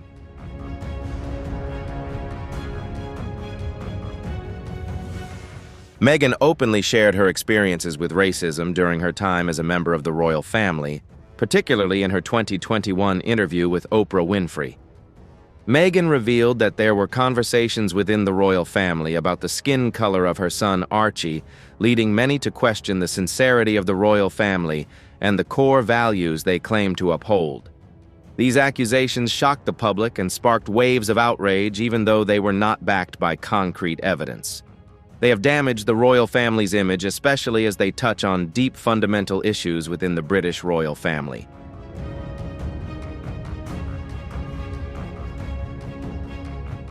Meghan and Harry did not stop at allegations of racism, but also raised questions about the royal family's bloodline, particularly concerning their children. Although these questions were not supported by concrete evidence, their public airing has led the public to start questioning the transparency and legitimacy of the royal lineage. These statements not only caused confusion about the relationships within the family, but also made many wonder if the royal family was hiding something. Furthermore, Meghan and Harry's actions have prompted the public to question whether they are using the royal family's fame to build their own careers.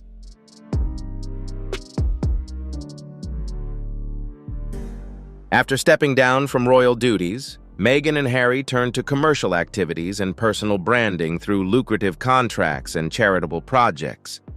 This has sparked controversy over whether they are genuinely seeking personal freedom or simply exploiting their royal status to make money. The public began to question the couple's true motives, especially as there is little information made public about how they manage their finances and commercial contracts. Questions about the origins of these funds and how they are being used have further raised concerns about a lack of transparency and whether these lucrative deals might affect the public's respect for the royal family.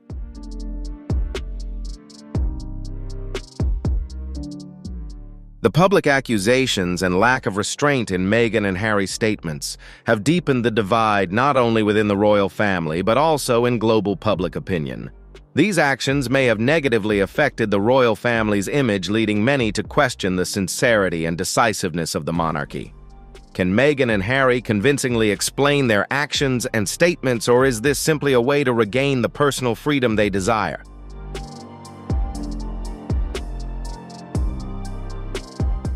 The investigation initiated by King Charles is not a simple decision, as it is not only a response to the personal conflict between Meghan and other family members, but also a move to protect the stability and image of the royal family. The royal family is not just a regular institution, but a symbol of the nation and long-standing traditional values.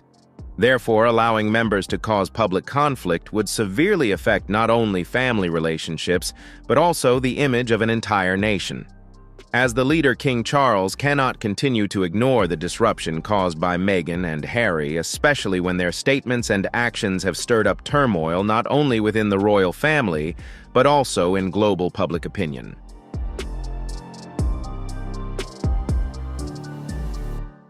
The official investigation into Meghan and Harry has been announced as a strong move to protect the integrity and reputation of the royal family. This is not an easy decision, as it could further strain relationships between family members.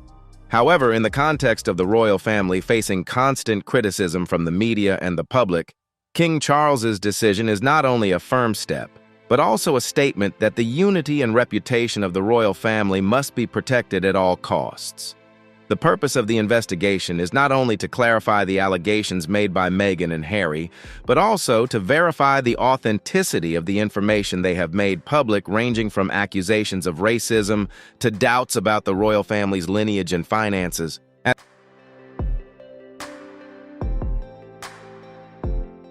As the head of the royal family, King Charles cannot allow unresolved issues to continue affecting the integrity of the family. This investigation is not only aimed at clarifying the events that have occurred, but also at helping the royal family control the baseless stories that are circulating in society. However, the question remains whether this decision will help the royal family maintain its reputation without causing unnecessary conflict or division. With the investigation now public, can the royal family avoid creating new rifts, especially between King Charles and members of the family, including Harry, to whom he has shown much affection in the past?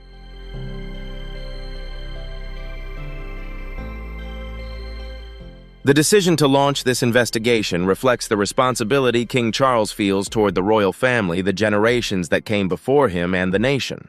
The royal family is not just an ordinary family, but a symbol of the country and its long-standing traditional values. Therefore, allowing members to create public conflict would not only affect family relationships, but also harm the image of the entire nation. With his leadership role and responsibility to uphold the traditions of the royal family, King Charles may feel that there is no other choice but to open an investigation to clarify any issues. This investigation will not only help King Charles and the royal family address the accusations made by Meghan and Harry, but could also provide an opportunity to establish clearer guidelines for how the royal family should operate and behave in the future.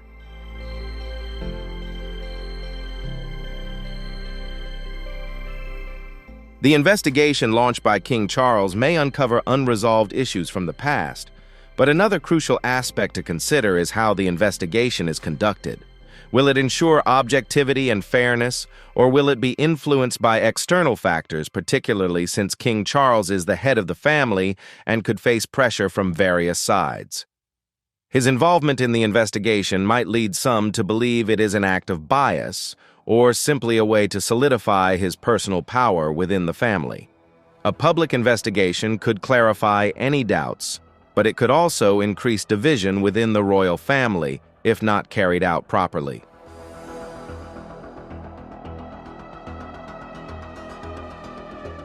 This investigation is certainly raising important questions about fairness and King Charles's involvement. What do you think about the fairness of this investigation? Is it a fair move or simply a way to consolidate his power? Share your thoughts in the comments below. Don't forget to like and subscribe so you don't miss any upcoming videos.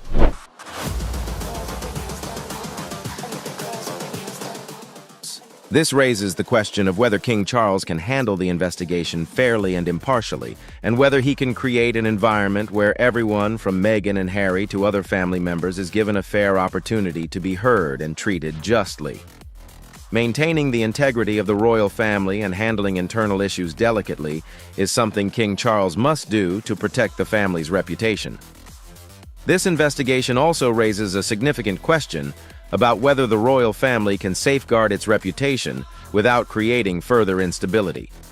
Will this investigation help clarify pressing issues and restore the royal family's integrity? And how long will its impact last?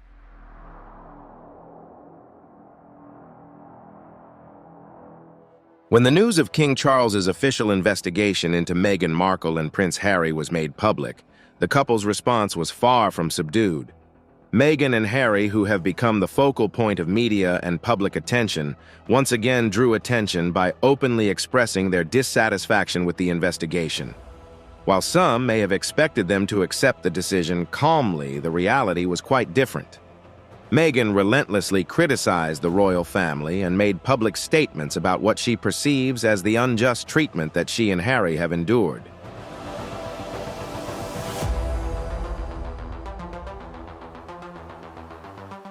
Meghan publicly criticized the royal family in a recent interview, emphasizing that she felt hurt because the family did not protect her and Harry from public accusations and criticism. She described the investigation as an attack on their dignity and their right to personal choice. These statements not only heightened tensions within the family, but also forced the public to reconsider Meghan's attitude toward the royal family. Although he has not directly participated in recent interviews, Harry also expressed his disagreement with the investigation through Meghan's statements.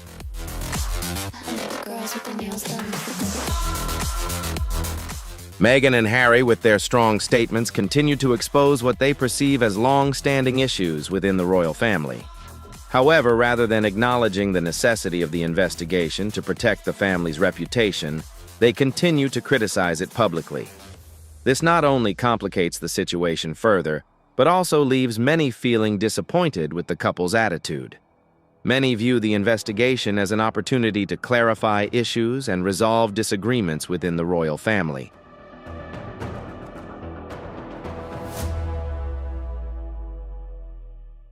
However, with Meghan and Harry's strong resistance, the question remains whether their continuous opposition will yield positive results for both them and the royal family. Although Meghan and Harry may be media stars returning to the royal family and regaining public acceptance, may not be easy if they fail to adjust their behavior. Continuing to resist without self-awareness will only distance them from the family and make it harder for the public to sympathize. It can be said that Meghan and Harry's response has highlighted an undeniable reality: their shamelessness and lack of self-awareness as they refuse to reflect on their actions and the impact they may cause. This not only reflects an issue in their relationship with the royal family, but also underscores the deep divide between a responsible family and individuals who want to protect their personal freedom without fully understanding the long-term consequences of their actions.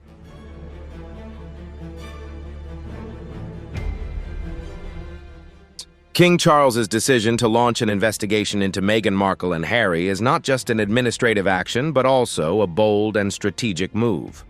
Many in the public and media have had mixed reactions to this decision. Some argue that King Charles is being too harsh and decisive, while others believe it is a necessary action to protect the royal family's reputation, which has been severely damaged by the scandals surrounding Meghan and Harry. From allegations of racism to doubts about the royal lineage and finances, King Charles can no longer turn a blind eye. As the head of the royal family, he understands that the family's reputation cannot be further jeopardized.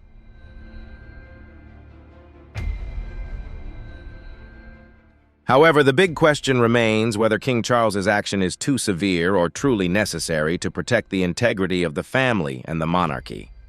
Some may argue that King Charles has been too harsh in handling the situation, as his decision to open an investigation could escalate tensions within the royal family, which has long been known for maintaining a flawless public image. Bringing an official investigation into the spotlight can only deepen the existing rifts, not only making Meghan and Harry feel the strain, but also potentially making it difficult for other family members to resolve the current situation.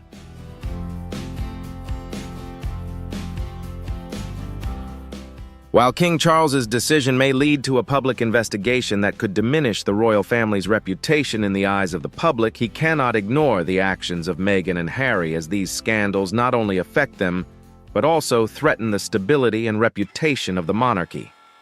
The decision to open an investigation is a bold move, but is it the only way to address a long-standing issue that has increasingly become more serious? King Charles must not only protect his family, but also maintain the image of the entire institution, which requires firm and decisive decisions in such a long-standing family tradition as the British royal family. Allowing scandals and conflicts to unfold in silence is simply unacceptable.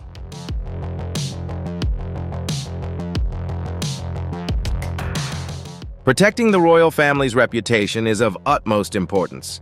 Any weakening of the family's image can have severe long-term consequences, ranging from losing public support to damaging international relations.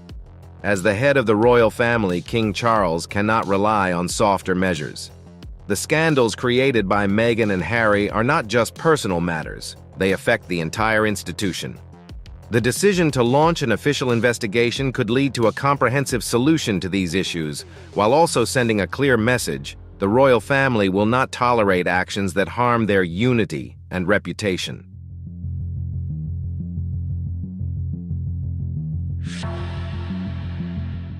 However, the big question remains whether these actions will truly help the royal family regain a positive image or only deepen the rifts within the family and create new conflicts.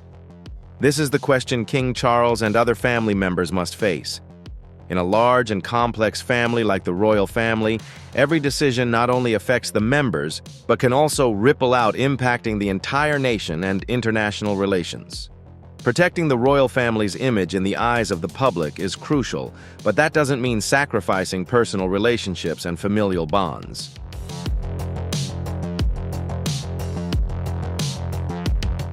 From Meghan and Harry's perspective, they may feel attacked by a power structure they no longer wish to be a part of. However, their continued resistance and refusal to reflect on their actions only complicate the situation further. They seem to overlook the fact that their opposition, rather than helping to resolve the issues, is only making everything more tense. Continuing to fight with the royal family while personal freedom doesn't provide any practical solutions for either side only deepens the divide. As the head of the family, King Charles must carefully consider decisions like these. Can he change his strategy and adopt softer measures to avoid hurting family members, or will strictness and decisiveness be the only way to protect the royal family's reputation? This is the question he must answer in the current context where every action and decision could lead to unforeseen ripple effects.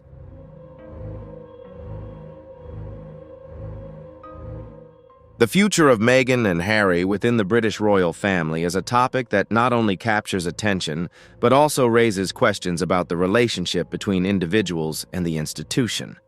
Although the couple stepped down from their official royal roles in 2020, conflicts and controversies continue to simmer.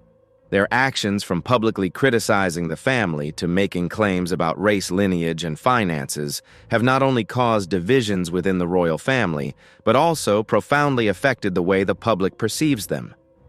The investigation initiated by King Charles further clarifies the boundaries between those who have left the royal family and those who remain members of this institution.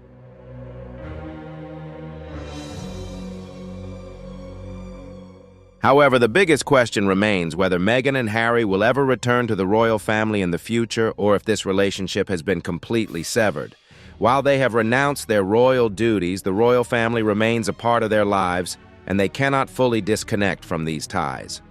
Looking ahead, there is some hope for reconciliation between the two sides. But this is not an easy prospect, especially as the investigation continues, and Meghan and Harry remain outspoken in their resistance. A crucial factor in reconciliation will be the willingness to change attitudes and behaviors.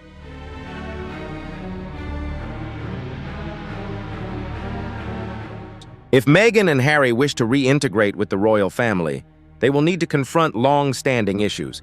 This will not only require regret and acknowledgement of their mistakes, but also a shift in how they communicate and handle relationships within the family. In reality, they may have to relinquish some of their personal demands in order to reconcile and accept the principles and rules that have existed for centuries within the British royal family.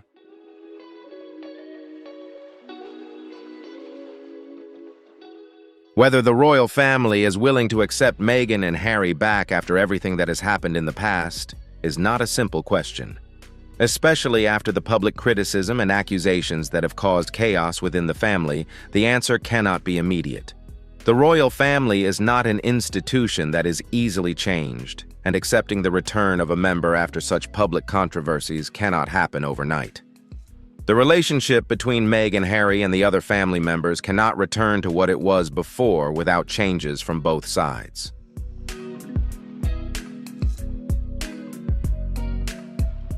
Especially now that King Charles has officially announced an investigation to clarify the issues related to Meghan and Harry. With their current position in society, Meghan and Harry have been able to build a significant personal career. From deals with major companies to charitable and media projects, this might make them feel that they no longer need to return to the royal family. However, this raises another question: can they maintain their public image without being linked to the royal family?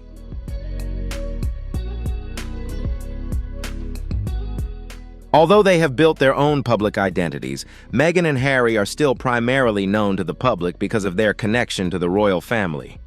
This could create a conflict for them, as part of them may still long for recognition from the family and institution they left behind. So can Meghan and Harry reconcile with the royal family after everything that has happened? The answer cannot be immediate, but clearly only time and change from both sides can bring them closer together.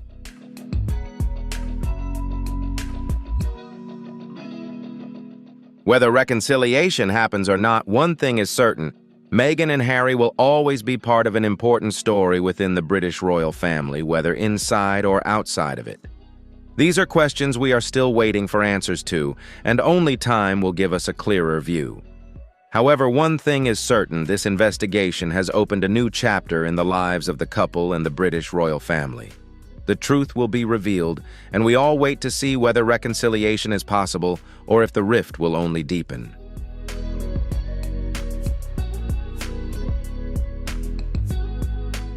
Thank you for watching today's video. If you have any thoughts or opinions on this topic, don't forget to leave a comment below. Welcome to the channel. Today we will learn about shocking information. Meghan Markle burst into tears when a series of new details from the hospital were leaked, raising doubts about the birth of Prince Archie. Secrets that were thought to be buried suddenly appeared, confusing both the media and fans. What is the truth behind the story? Let's find out now. Do you believe that Meghan really gave birth to Prince Archie? If you believe, comment number 2, and if you doubt this story, leave number 5. Don't forget to watch the whole video to understand better, and remember to like, share, and subscribe to support my channel to create more interesting content. What you're about to hear is no longer an unfounded internet rumor. This is a real media crisis, and it's headed straight for Buckingham Palace at breakneck speed. Meghan Markle is in a state of panic as a previously anonymous woman, now known as DL, has come forward with shocking claims. The birth of Prince Archie on May 6, 2019 was shrouded in doubt, but now the flames of suspicion are once again burning brighter than ever.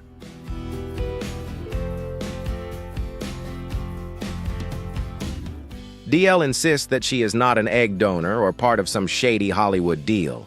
She makes it clear that she is a medically certified surrogate with a clear contract and has given birth to not only Prince Archie, but also Princess Lilibet.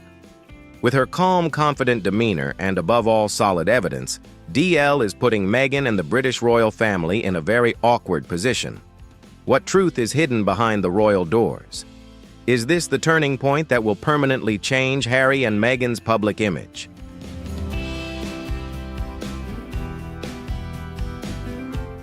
And now DL is no longer silent.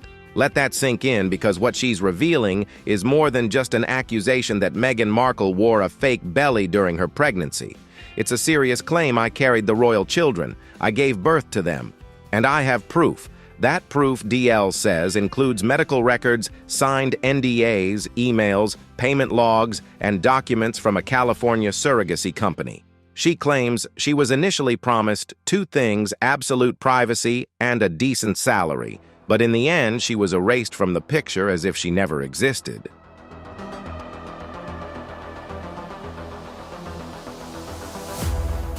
And that story, according to DL, has been a drama that Meghan and Harry have been staging since the very beginning. Think back to Archie's birth announcement: no hospital exit, like Kate and William, no professional photographers, no press hordes, just Harry standing in front of the stables, smiling wryly and saying, "We're having a baby." At the time, many assumed the couple was just trying to keep it private. But now, with DL's presence and what she's revealed, all the past suspicions seem to be coming back, this time more fierce and dangerous than ever.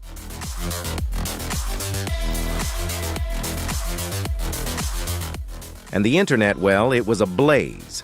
Ministers focused on women's and children's health, and millions of views poured in on Meghan's infamous pregnancy clips.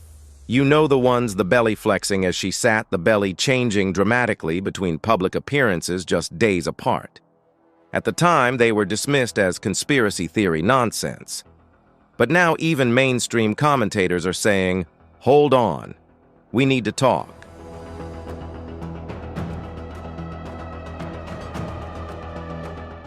Because if what DL claims is even partially true, this is no longer just a tabloid rumor.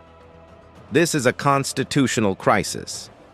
We are talking about the British royal line of succession. 2 children presented to the world as legitimate biological heirs, tied to a centuries-old legacy, and welcomed with all the royal pomp. If Meghan did not actually give birth to Archie and Lilibet, and this was deliberately concealed, then this is not just a violation of tradition. It could be seen as an act of fraud on a national level directly affecting the legitimacy of the royal bloodline.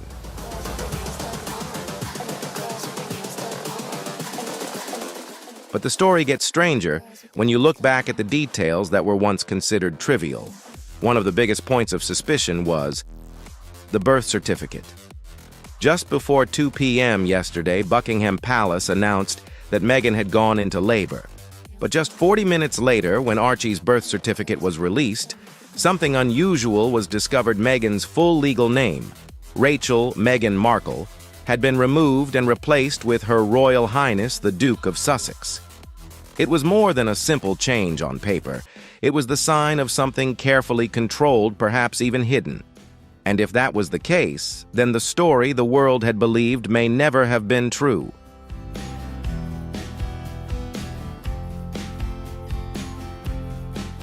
Now that seems like a technical update. The palace said it was just an administrative change. Meghan later claimed she didn't know it happened, but now with DL's allegations, that administrative change looks more like a calculated legal move. Why? Because if Meghan isn't the biological mother, listing her as such could be a falsification of a legitimate government document. Do you think the royal family should clarify this or continue to keep quiet like they have been? If you think they should, leave a comment with 3. If you think silence is best, leave a 6. Every comment and subscription from you is a huge motivation for me to continue bringing better quality videos.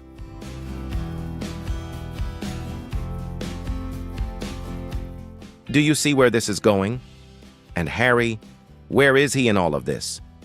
According to multiple sources close to him, Prince Harry is completely devastated.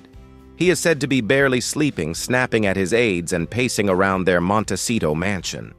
One former staffer even shared that Harry feels trapped in a lie that he once thought he could control, but now feels like it's spiraling out of control.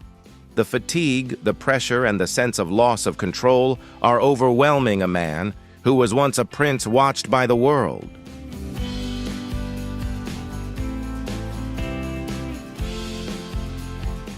Meghan, meanwhile, has chosen to remain completely silent. No social media posts, no new podcasts, no stories, no "Hello Sunshine" Instagram captions, nothing. And that silence for many has only added to the confusion. Behind the scenes, however, her legal team has been working overtime. They've sent cease and desist letters to news outlets and are even considering taking on DL directly in an interview. But DL is undeterred. She's willing to take a DNA test, she's willing to testify under oath, and she says she has nothing to hide. Those aren't the actions of a storyteller. Those are the actions of someone who believes her truth. So the question is, was Archie really born at Frogmore Cottage as has been claimed, or did the truth lie somewhere else entirely?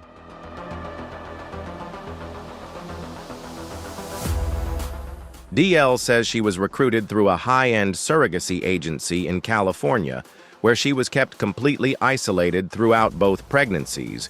No friends or family were allowed to visit to keep everything completely private and confidential. Meghan's team took care of her accommodations, medical appointments, and even counseling to keep her stable and completely under their control.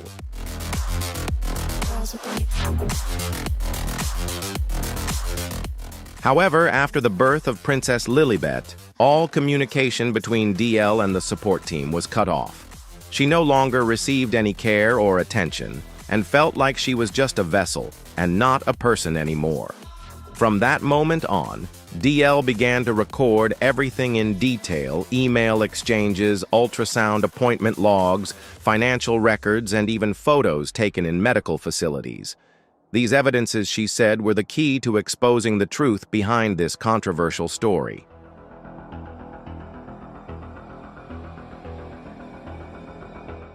DL claims that the NDA she signed was strict, but now that her side believes the agreement has been violated, she felt free to speak out, and she did. So why now? According to DL, it was not an act of revenge, but rather for her health. She revealed that she suffered from preeclampsia after giving birth to Princess Lilibet and was not given adequate follow-up care, which left her feeling betrayed and fueled her determination to speak out.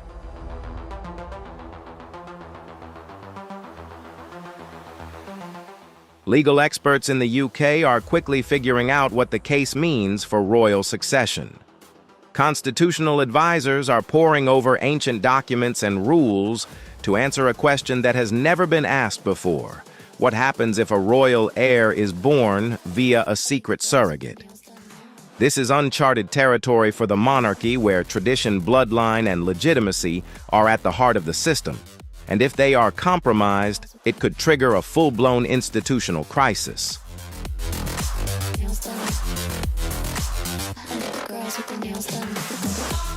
The public has also begun to react in a big way.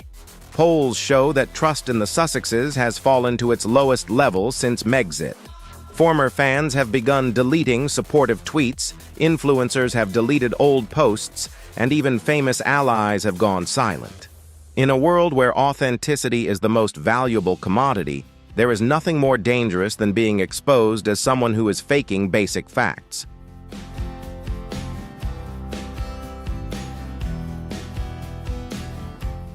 Meghan's legal team still seems to be hoping things will calm down, but DL's confidence and the mounting media pressure suggest this story is just getting started.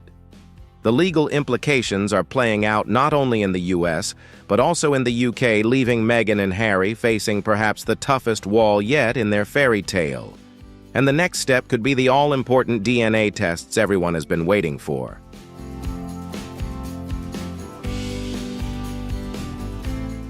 DL didn't just make vague accusations and then disappear. She challenged Meghan and Harry to prove her wrong and publicly offered to take a full DNA test, including herself, Meghan, Harry, and their children, Archie and Lilibet. However, she stipulated that the test must be carried out by an independent third party with no influence from the royal family or the Sussexes. This demand for transparency has become a point of contention. If Meghan and Harry are confident about their truth, now is the time to put any doubts to rest.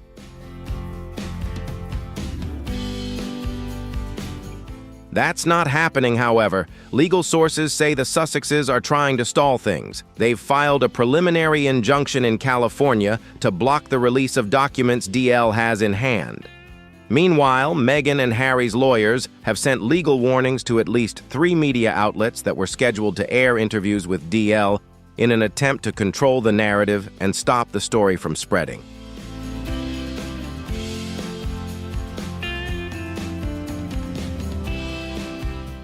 Team Meghan's strategy seems to be delay, distraction, and denial, but the tide is slowly turning.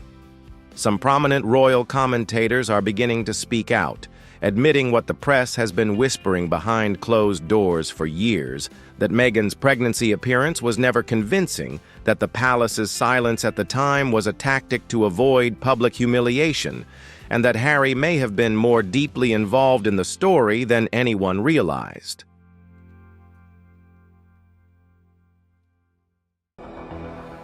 Which brings us to another important aspect, the cover-up. DL says that when Meghan's team was approached in late 2018, they presented the surrogacy relationship as an exclusive arrangement with a tight contract, generous support, and a commitment to absolute secrecy. But things changed after Archie was born. DL says that not only was she hidden from the public eye, but she was also completely cut off from contact, not monitored or checked, And worse, there was no evidence in official records to support her existence in the story. She alleges that Meghan's team used an internal pseudonym to replace her name in medical documents, rendering her virtually invisible legally.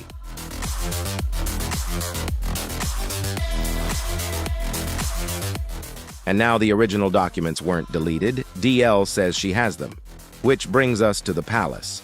Until now, Buckingham Palace has maintained a solid wall of silence around everything Sussex related.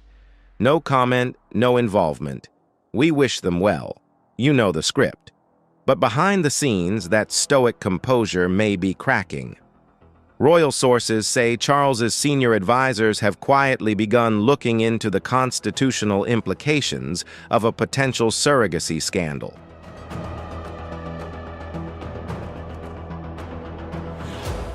Not because the surrogacy itself is controversial, but because an undisclosed surrogacy involving heirs to the throne could be construed as deception. The old rules when it comes to legitimacy, inheritance, and succession. If it turns out Archie and Lilibet were not born as publicly claimed, and if the palace even knew about it, it could trigger a constitutional review of their position.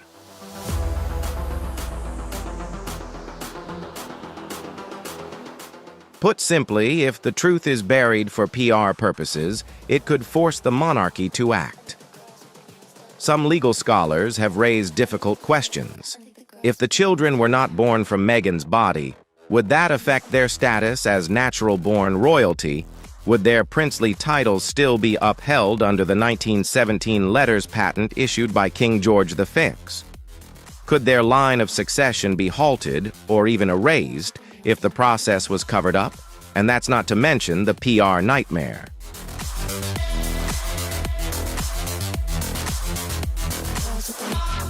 Because let's face it, the monarchy is already struggling with public trust. If this scandal blows up, it won't just damage Meghan and Harry, it will sow doubt about how much the palace knew and why they didn't say anything. Meanwhile, back in Montecito, sources say the Sussexes are in lockdown mode. Staff have been reduced. Security has been doubled.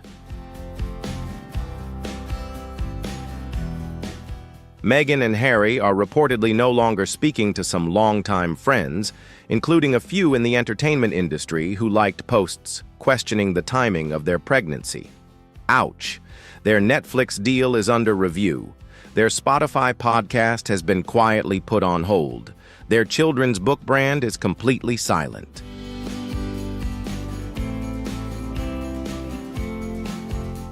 And the carefully crafted image of modern royals as modern hip activists, spiritual parents, next-generation leaders, that image is now hanging in the balance. Because the story they've been telling the world for 5 years is starting to look like a script, and DL has just exposed the deleted scenes. Rewind to a key moment that now looks very different. Meghan's 2019 Vogue interview.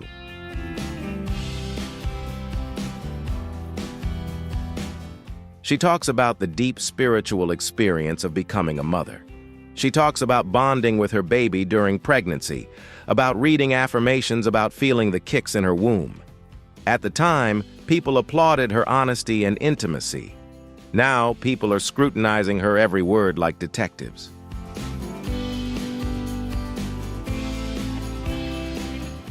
If DL's claims are true, those quotes don't just read like lies, they read like acting. That's why this isn't just about royal protocol anymore. It's about trust credibility and a culture that values transparency over branding. And let's not forget, this is the same couple who spent years criticizing the press for its distortions and intrusions.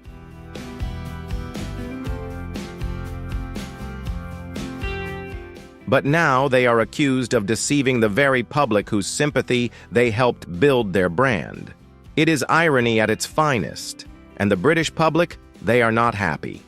Recent polls show a staggering 70% drop in support for Meghan and Harry among UK citizens. Even in the US, once their strongest fan base support has fallen below 40%. It is a collapse in real time.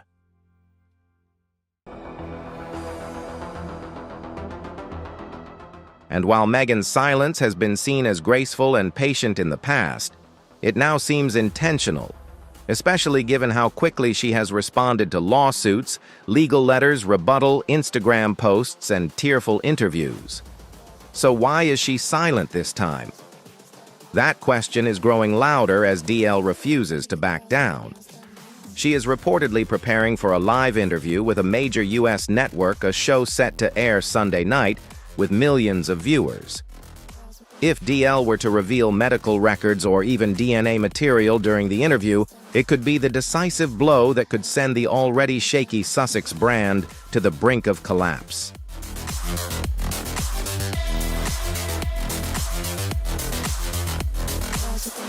The greatest tragedy, if even a small part of DL's story is true, is that the two children, Archie and Lilibet, were caught up in a media war that they had absolutely nothing to do with.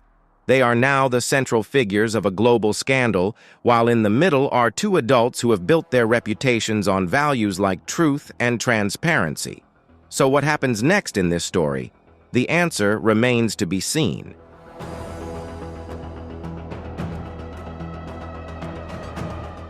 So let's dive into the legal side of this scandal. Because this isn't just a headline, it's a case that could be playing out in court. Word on the ground is that DL, our mystery surrogate turned whistleblower, is consulting with a legal team known for handling celebrity disputes and constitutional law. This isn't just her taking her story public.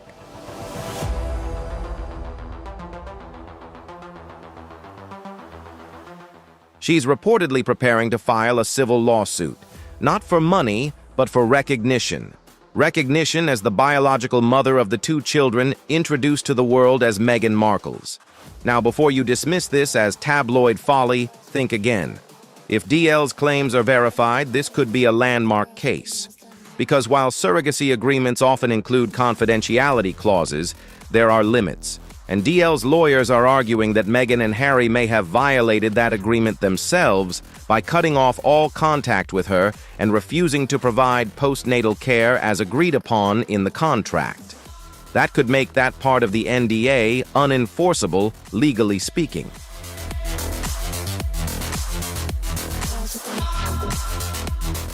And if that happens, everything DL knew could become public record. We're talking hospital logs from Cedars-Sinai and another private clinic in Santa Barbara, correspondence between Meghan's team and the surrogacy company, invoices related to the private accommodations DL claims she was kept in during her pregnancy, and most shockingly, a signed paper trail showing Meghan's team acknowledging DL as the surrogate mother before quietly erasing her existence after she gave birth.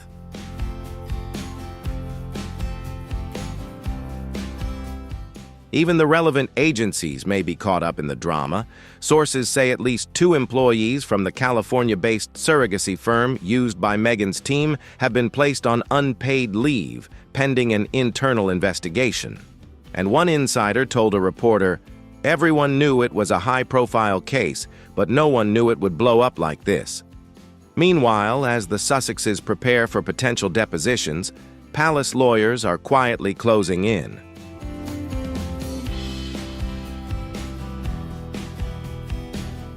They don't talk about it publicly. Of course not. But make no mistake, they're preparing for the fallout. The Royal Legal Council is reportedly reviewing decades-old succession laws, fertility protocols, and legal precedents regarding heirs born through modern reproductive technology. Because that's where the constitutional chaos lies.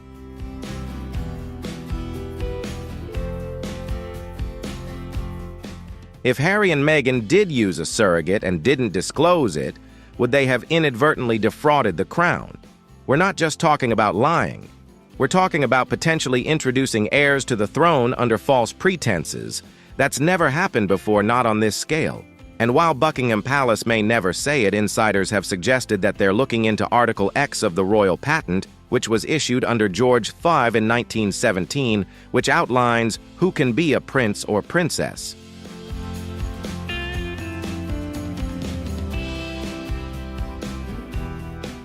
It explicitly states that the heir must be genuinely born of the body. And it's that genuinely born phrase that's giving legal scholars headaches, because if Meghan never actually gave birth, and that fact was deliberately concealed, then the entire Sussex line, could technically be invalid under strict royal rules. It sounds dramatic and far-fetched, but constitutional experts in the UK say, this is more than just a sensational story. It's a complex, ambiguous legal territory that has never been dealt with before in the history of the modern monarchy.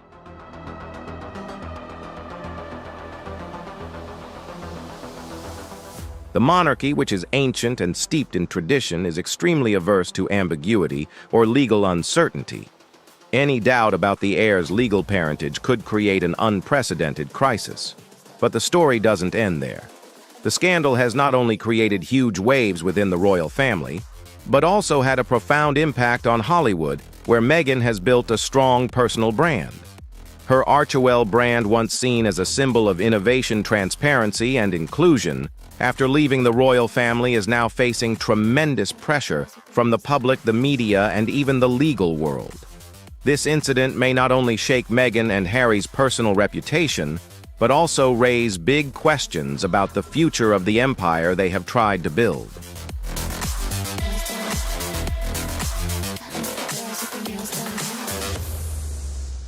The A-list connections who once hailed her as a modern-day Diana are suspiciously quiet. Celebrity endorsements have slowed. Podcast deals are on hold and behind the scenes. Sponsors are asking, what else aren't they telling us? What she's going to do is really get Harry to jump on something like that. You know she's going to have things that she doesn't like and tell him that it's making his life so difficult and he can't deal with her, so he just tries.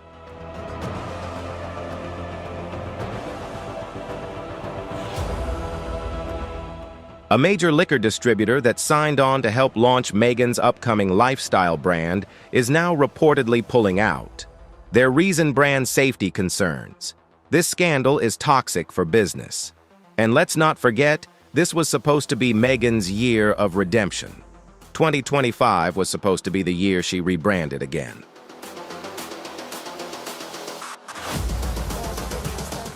From Netflix specials to skincare lines to children's books to women's empowerment conferences, she's poised to move from controversy to commerce. But all of that is being crushed under the weight of one woman's accusations. Because DL isn't just tearing apart Meghan's personal story. It's threatening her entire business ecosystem. Netflix, for example, is reportedly reviewing the Harry and Meghan documentary to assess whether any of the content may have misrepresented time or family history.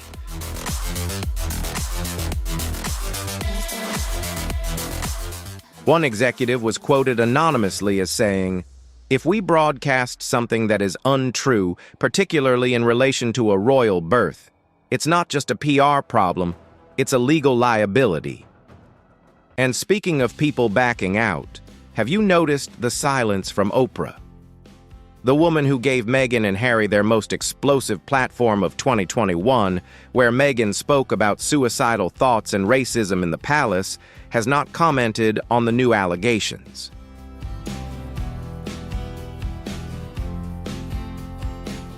Not a word, not even a social media post. Why? Because if these claims are true, it means Oprah's infamous interview may have contained serious misrepresentations. And for someone as powerful as Oprah, being taken advantage of, whether intentionally or unintentionally, is not a pleasant experience. The domino effect of this scandal is not limited to the monarchy. It is touching every room Meghan and Harry have entered since 2020.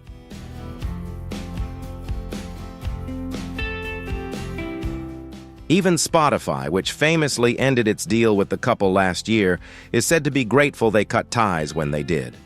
A former Spotify executive reportedly joked, "We dodged a bullet the size of a pregnant belly." We may laugh now, but the consequences are huge. Public trust in the Sussexes is bleeding.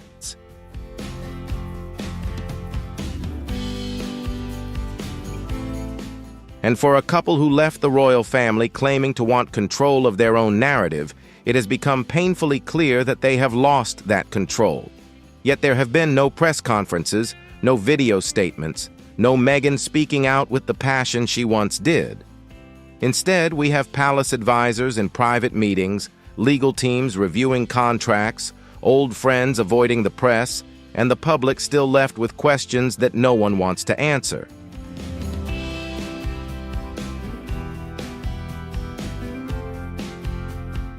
One commentator recently put it well when he said that Meghan and Harry are behaving like people with something to hide.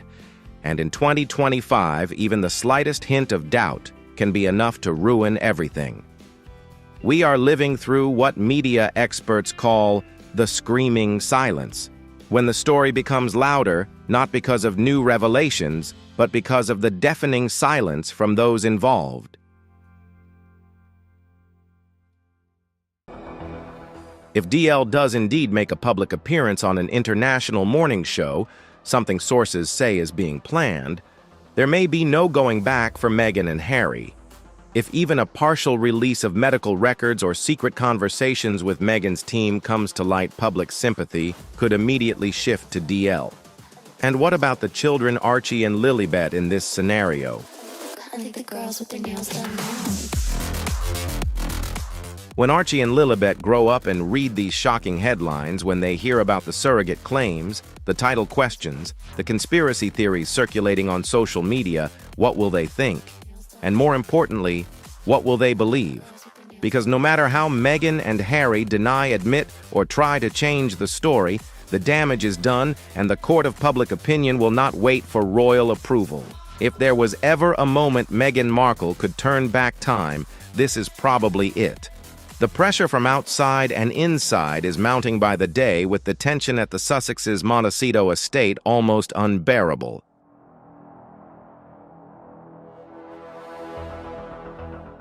Staffers describe a house operating in crisis mode. No one speaks above a whisper. No one makes eye contact for too long. And many of the family's top aides, the people closest to Meghan and Harry, have abruptly taken extended leave or resigned altogether.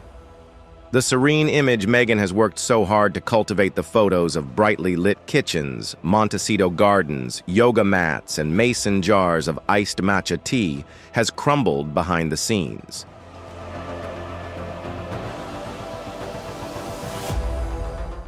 A source put it bluntly. They've gone from a shelter to a bunker. But what's most alarming isn't just DL's persistence, it's the fact that media outlets across Europe are no longer following the old rules. At a time when Meghan and Harry were still at the height of public sympathy, publications were cautious.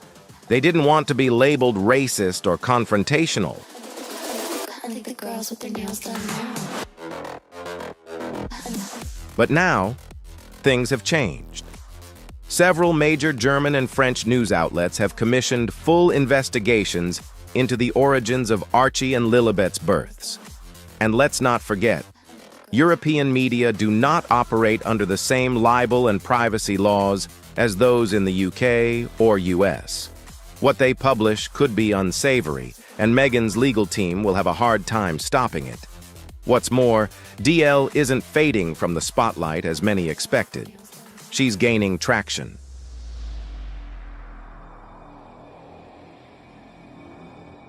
She's being invited onto morning shows abroad, featured in long-form podcast interviews, and even approached for a book deal.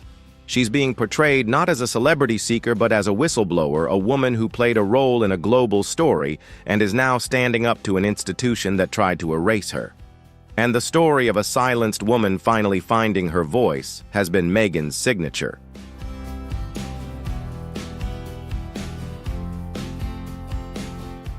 That's the most painful part.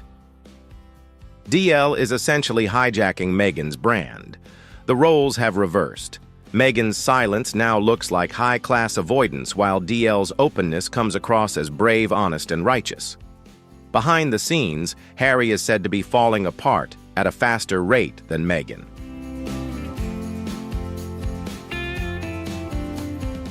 While Meghan has been shutting out the world, keeping her blinds closed and avoiding public events, Harry has been seen walking around the Montecito estate at odd hours. A neighbor reported seeing him walking around the perimeter of the property late at night without security, muttering to himself and occasionally stopping to stare into space. Sources say he is haunted by the thought that his children might one day learn the truth not from him, but from newspaper headlines.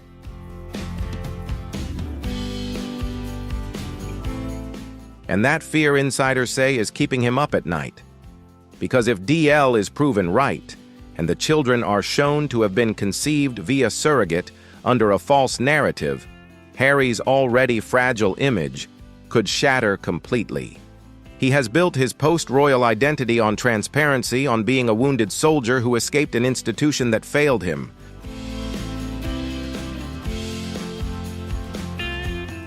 But if it turns out he was deliberately involved in deceiving the public about something as sacred as the birth of his own child, that's not just dishonesty, it's betrayal. And the palace, oh, they're watching closely. Buckingham Palace has not issued an official statement, but make no mistake, discussions are ongoing. The king is said to be deeply concerned, but about what this could do to the long-term reputation of the monarchy.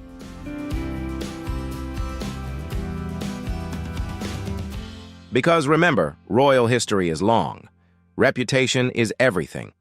Once the public begins to question the legitimacy of a royal birth, where does it end? If there's one thing the monarchy fears more than scandal, it's uncertainty. And DL's arrival has introduced a level of uncertainty they've never had to deal with before. Behind palace walls, senior aides are said to be pressuring King Charles to take a firmer stance, not necessarily in public, but in private. I think the girls with their nails done now. Discussions have already begun about the possibility of quietly reviewing Archie and Lilibet's royal titles, not stripping them outright but freezing them, meaning they would no longer be actively used in any form unless further clarification is given. It would be a subtle, behind-the-scenes move designed to protect the institution without adding to the drama. But even the suggestion of such a move could send shockwaves through the Sussex camp. Meghan, for her part, seems to have gone into full survival mode. While she's usually quick to issue carefully crafted statements through PR or legal representation, this time she's gone silent. No updates, no denials, no spin. Insiders say this was intentional. She's waiting to see if DL will just go away on its own, if the story will lose momentum on its own.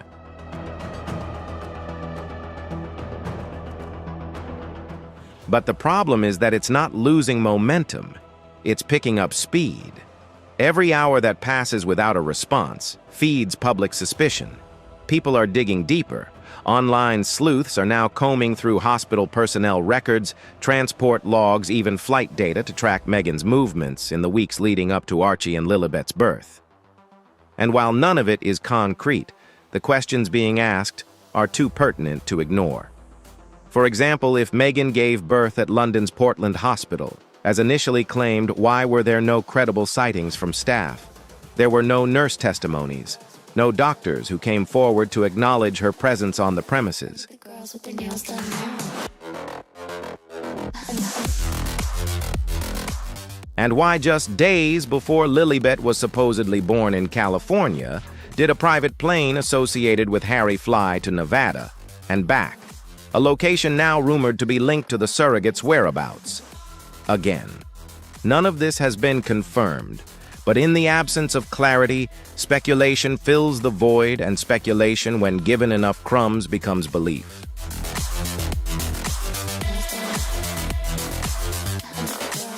And then there is the matter of the children themselves. Archie and Lilibet are rarely seen in public, and when they are, the photos are often tightly controlled.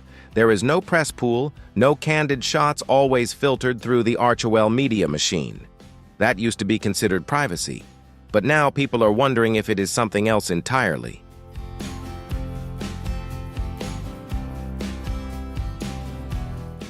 Is it a fear that public scrutiny might expose inconsistencies in their appearance, or that their existence, when examined too closely, might unravel the very narrative that Meghan and Harry have so carefully constructed?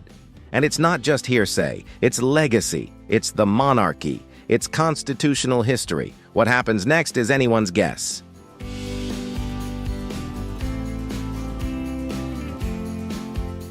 Will Meghan finally come forward and address the claims head-on? Will DL go live on a major platform and release the documents she claims to have? Will the palace intervene publicly? Or will this become one of those lingering scandals whispered in the dark corners of royal history, never fully resolved, always hanging like a question no one wants to answer?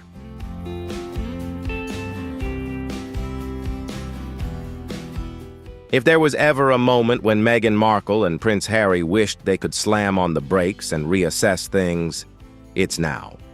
Because what started as a rebellious woman making unverified claims has turned into a potential constitutional nightmare, one that could fundamentally change how the modern monarchy is viewed for decades to come.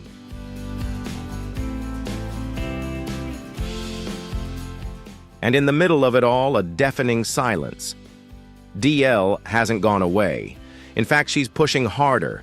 Multiple sources confirm she's scheduled to appear in a primetime interview within the next 2 weeks, and she's turned over part of her documents to international legal advisors in case she's being gagged or pressured. She's not backing down, and the public is watching like a hawk.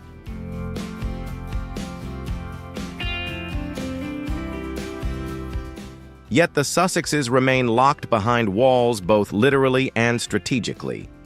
There is no red table talk, no Oprah follow-up, not even a carefully filtered Instagram post with a cryptic caption.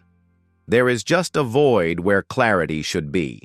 And that silence, once interpreted as formality, is now interpreted as evasion, or worse, confirmation. Let's not forget what's at stake here. We're not just talking about PR drama or celebrity spats.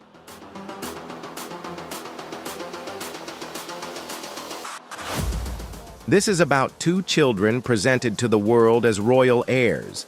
This is about birth certificates, titles, legal succession, and trusts.